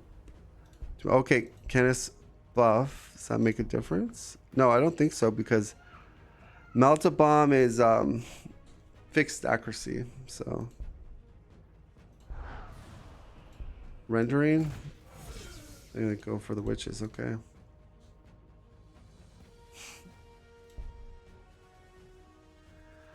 So Kronos can heal troops, so that's,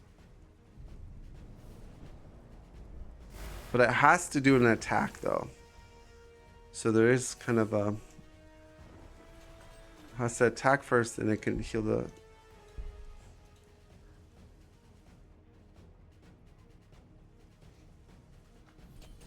so that onager spam is coming through the gates.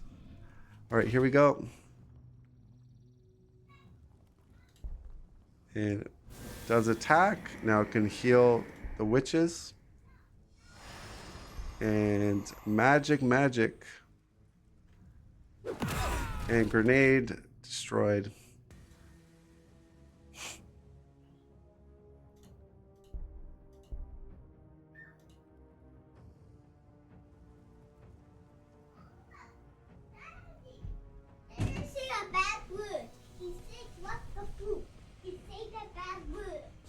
All right, I'll deal with him. All right, looking pretty, looking like it's almost curtains close here. Because once these onagers get to the front line, they could start peppering the Elder base. And Yeah, that's, I mean, reinforcements from sisters is quite dwindling. They got a level 7 Dominus just doing whatever he wants right now. He's like a kid in the candy shop that can eat 1,000,000 jelly beans or god stoppers, and then you got warlocks being focused on, and almost finished. Oh, will be finished.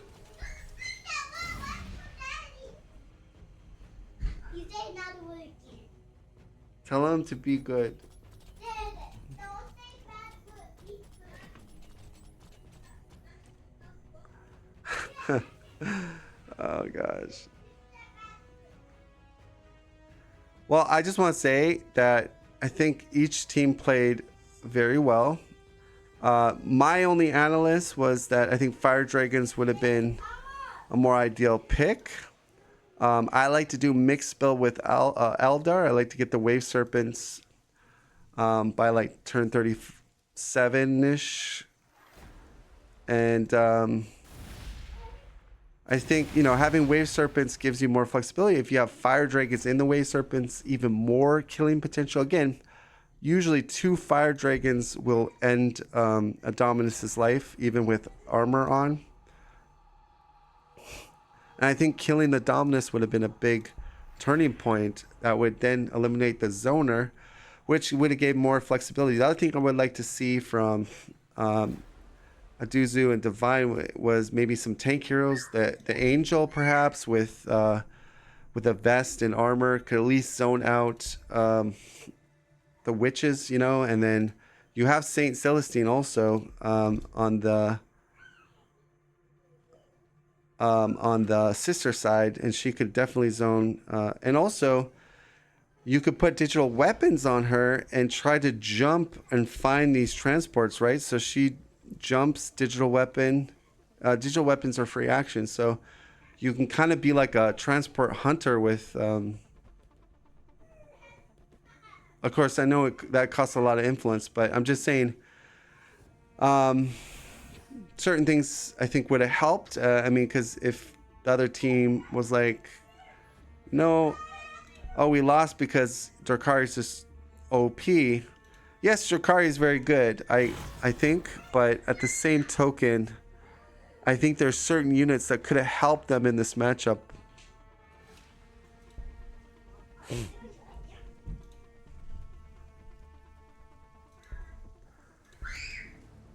All right, so that's not looking good. Yeah, so this, what you're seeing, guys, is the effects of having bad morale. You cannot fight when you are broken. You have no will to fight your enemy. You do little damage and you die even faster. So it does look like it's getting close to curtains. We're gonna see sieging probably by Admech pretty soon. And they don't have engineers to heal these bases, so it's going to be pretty easy to... Okay, so you got Retributors coming in, but again, you have witches on standby to counter them.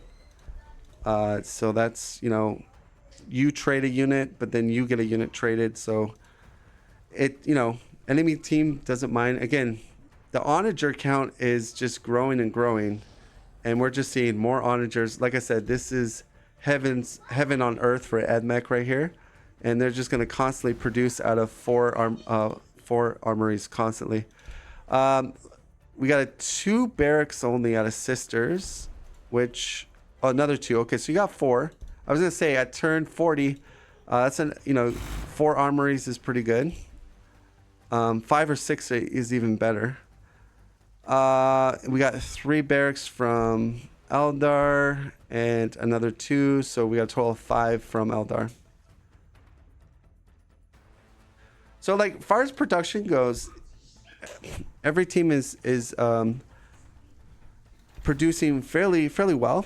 Like we got actually 6 production buildings from Drakari, 3 barracks is there, 2 armories, and then another barracks, so we got 6. So the Russian players do have the production economic game a little bit better than Adozu and DivineHeretic. But I don't think like they're losing a lot of sort of the economic production. The battles have been more against them in this game, and the higher tech units are coming out, right? So again, infantry is great, but you also need a fallback higher tech unit, you know.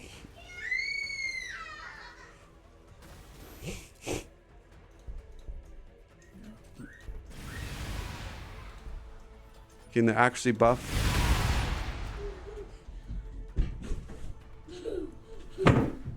No, Joshi. No. Out. Out of my room. No, go out. No, don't go in here, okay? Joshi, you're being a bad boy. Joshi, out of my room. Because I'm doing something in here.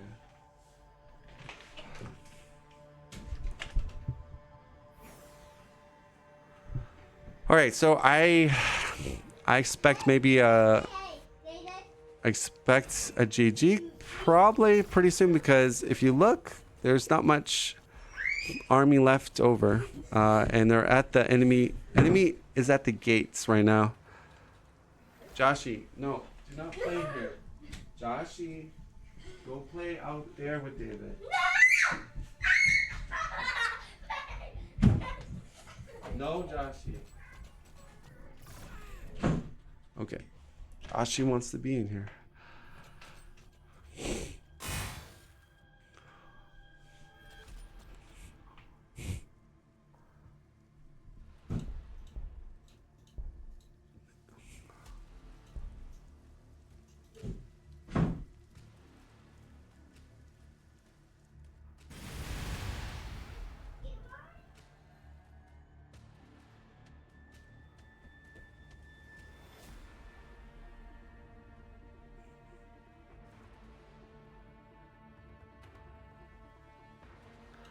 And I would also say this, it's easy to kind of backseat game a little bit when you're kind of watching everything and you have full line of sight and you know everybody's production.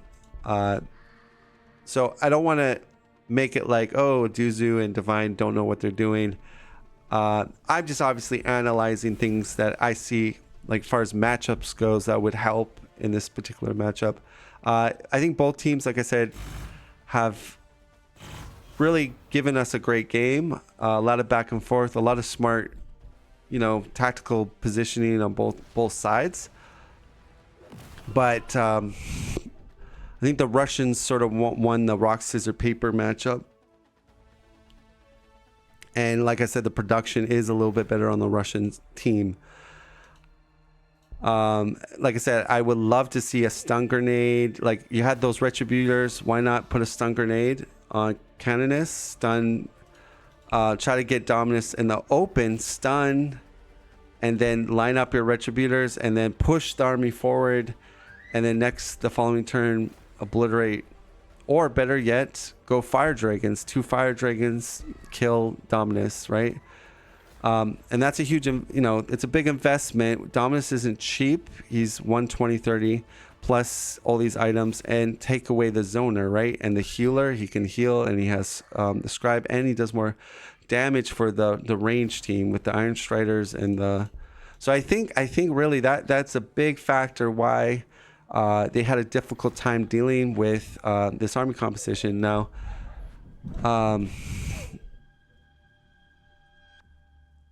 we'll see in the tournament if this combination continues to be used by the tournament players. But again, very strong Admech and Drakari. Maybe and if Drakari does get picked, you might want to try to ban Admech, right? Because that seems like a really good team matchup. But things are looking pretty bleak. I assume the city might go down this turn, maybe, if they focus fire, or all the units will die around the city. And the onager spam just keeps going because, again, you have a super good ore volcanic area, which, again, is really strong. And he's not even on 3 base. So that's like, the thing is, when you get you get such a good resource expansion, you probably don't even need a third base.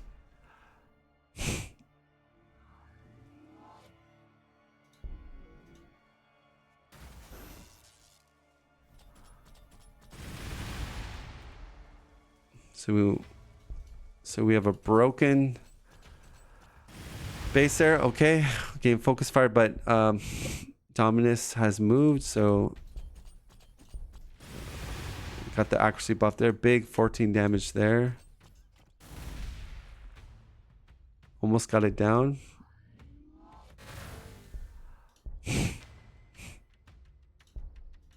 Oh yeah, this will be the game ender right here. You got a transport full of 3 witches. Data Smith can go heal that transport. That would be a good idea. Nobody used the battle pass this game, but I think because they played on 3-minute accumulated turns, so that's probably why.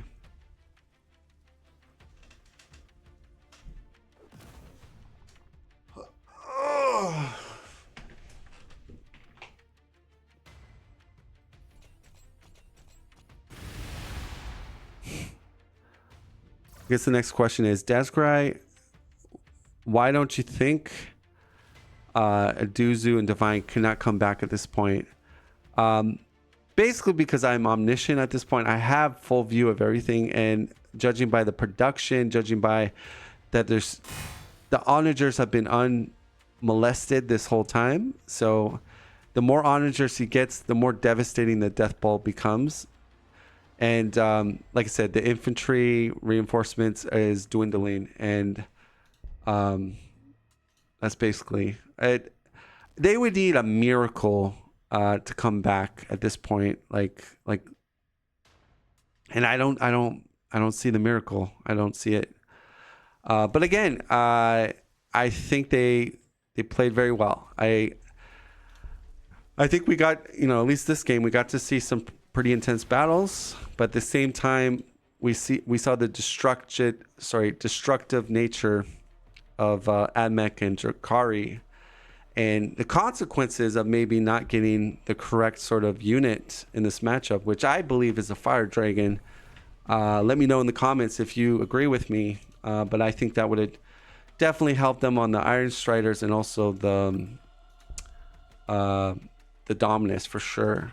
And I think that might have changed the game a little bit.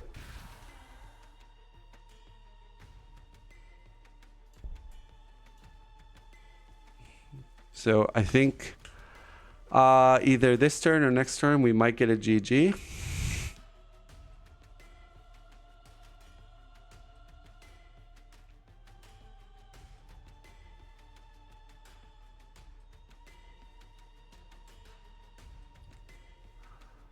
But very good strategy from the Russians. Admech went vehicle and Drakari went infantry with transports. So very solid. A lot of damage there. But okay, so you can kill one onager here. But I think it's too little too late. I mean, the base is going to go definitely down next turn. That's not even a second thought. When the base dies, you get a death value, so a morale drop for the enemy team of 6. So that's going to basically put everything in the blue again, and then put all the enemy units here in the red or yellow. So yeah.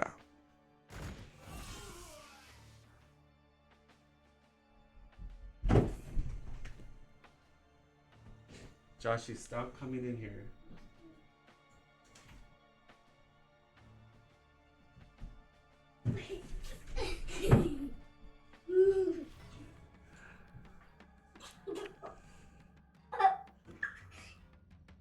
All right, do you want to cast this game with me? Come here.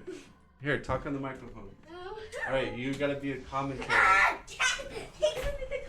Yeah. Okay, Joshy, what's happening on the screen right now? What do you see? I see some chocolate milk guys. Wait, what are these guys? Chocolate milk guys. They're not chocolate milk guys. What are these guys? What do these guys look like? These are kind of bad guys. They're bad guys? Wait, you gotta speak in the microphone. Bad guys. Okay, tell me. Chucky Milkies. What about this dude? This The transport. That's the ship. It's a ship? Whoa. A Titanic ship. It's a Titanic ship? Okay. It's flying And then what are these It's guys? flying in the air. We get Okay, Titanic. what are those dudes? Those guys doing? Whoa, they fired grenades? The Chucky Milkies are flying. The anger Okay, what is this big guy? What is that? What team are you even on? And Chucky Milkies. All right. What even is the purpose? This is a... Okay, you guys, go play downstairs. What's even the purpose of this game? Go play downstairs.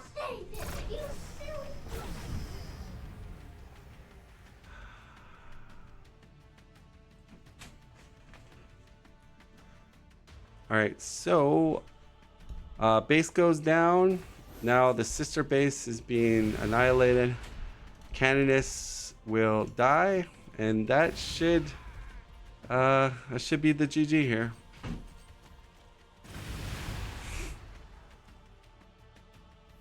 All right, so we're gonna see VRP in LostOne going into the next bracket.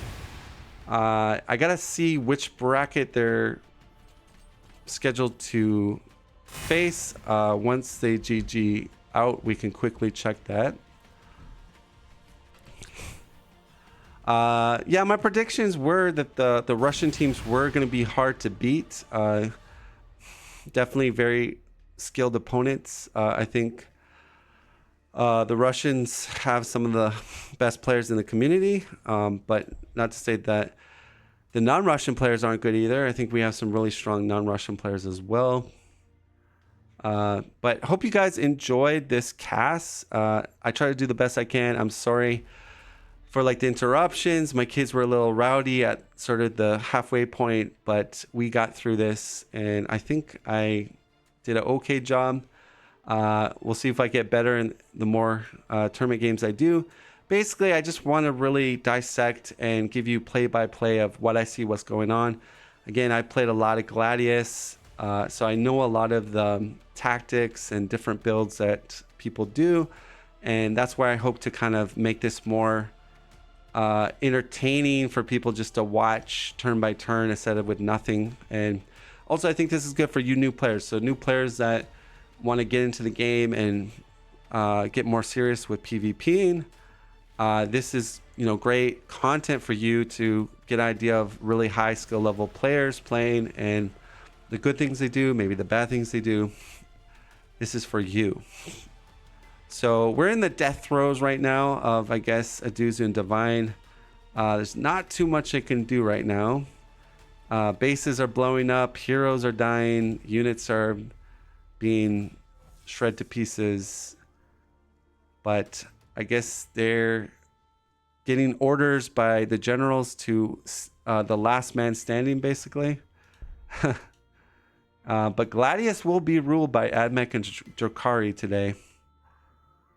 Afraid so, my friends. The unholy alliance. Maybe questions we have. I thought sisters were broken. Why didn't they win this game?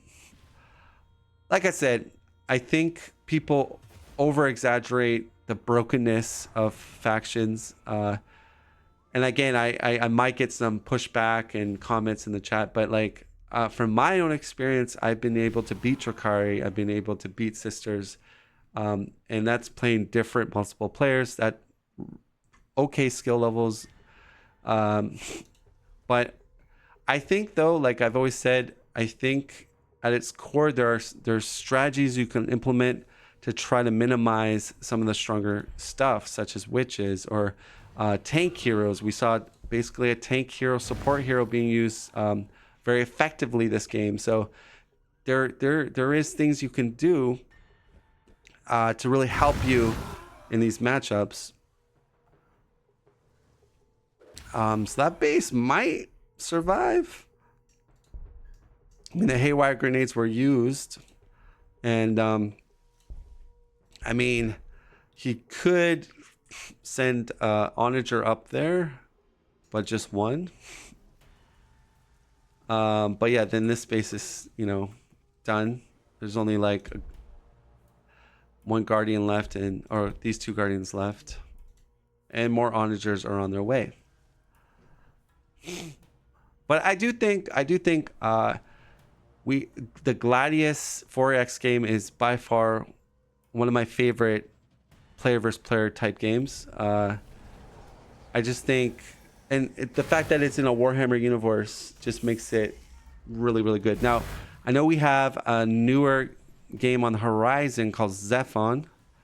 You know, I'm going to remain open to it. I'm definitely going to try it out when it's officially released.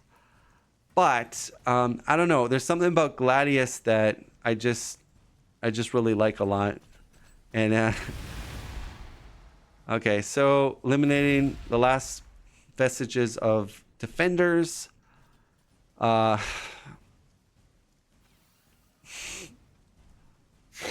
Basically, base is now undefended, and we'll take economic damage, and this warlock might not even be able to come out next turn, because if enough damage is done, it will go to 2 or 3. Still at 1. Okay, so it will come out. So you can see there, -6 from destruction on the loyalty penalty.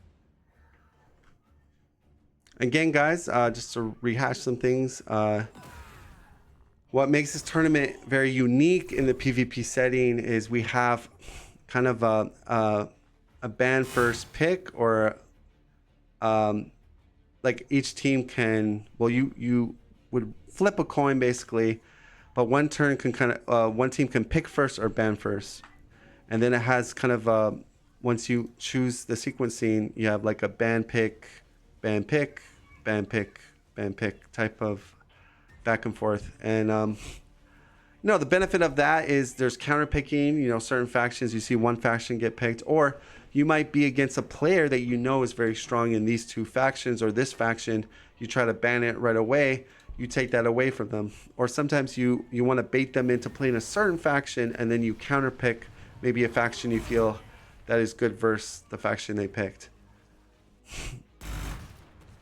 So we are getting a little bit of counter attacking here, but again, you have 2 fresh witches coming out in the transport that should be able to finish this base off. And again, this base is at half health. So, I mean, he did lose an onager there. But again, onagers are coming through on the reinforcements.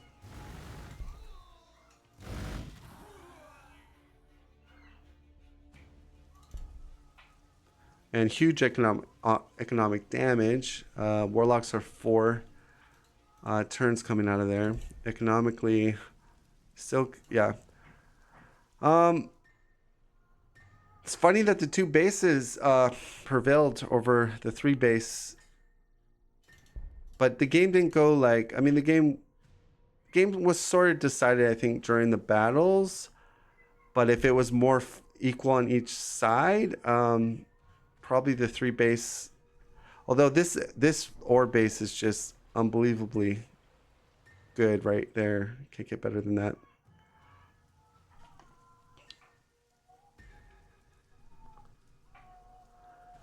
Anyways, I'm just waiting for the GG to be announced, basically. We'll see if the Russians can do a little more damage, and maybe that will get the GG out of the other team.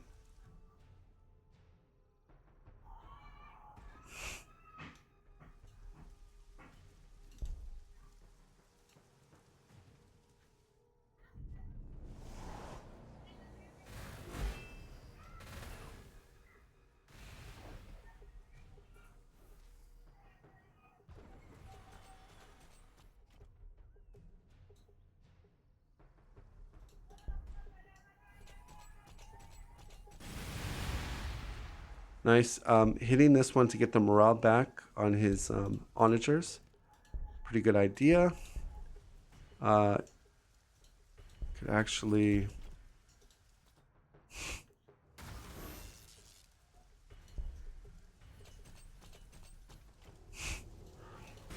Oh, he's got the hammer upgrade. Yep, the upgrade. Yeah, that base looks to be going down.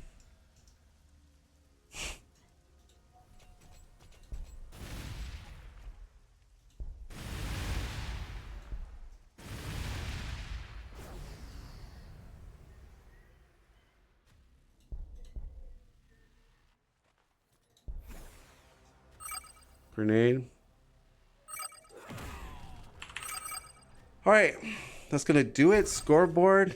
We got VRP leading the pack on total. Adozu kind of second in place. Divine, and then LostOne.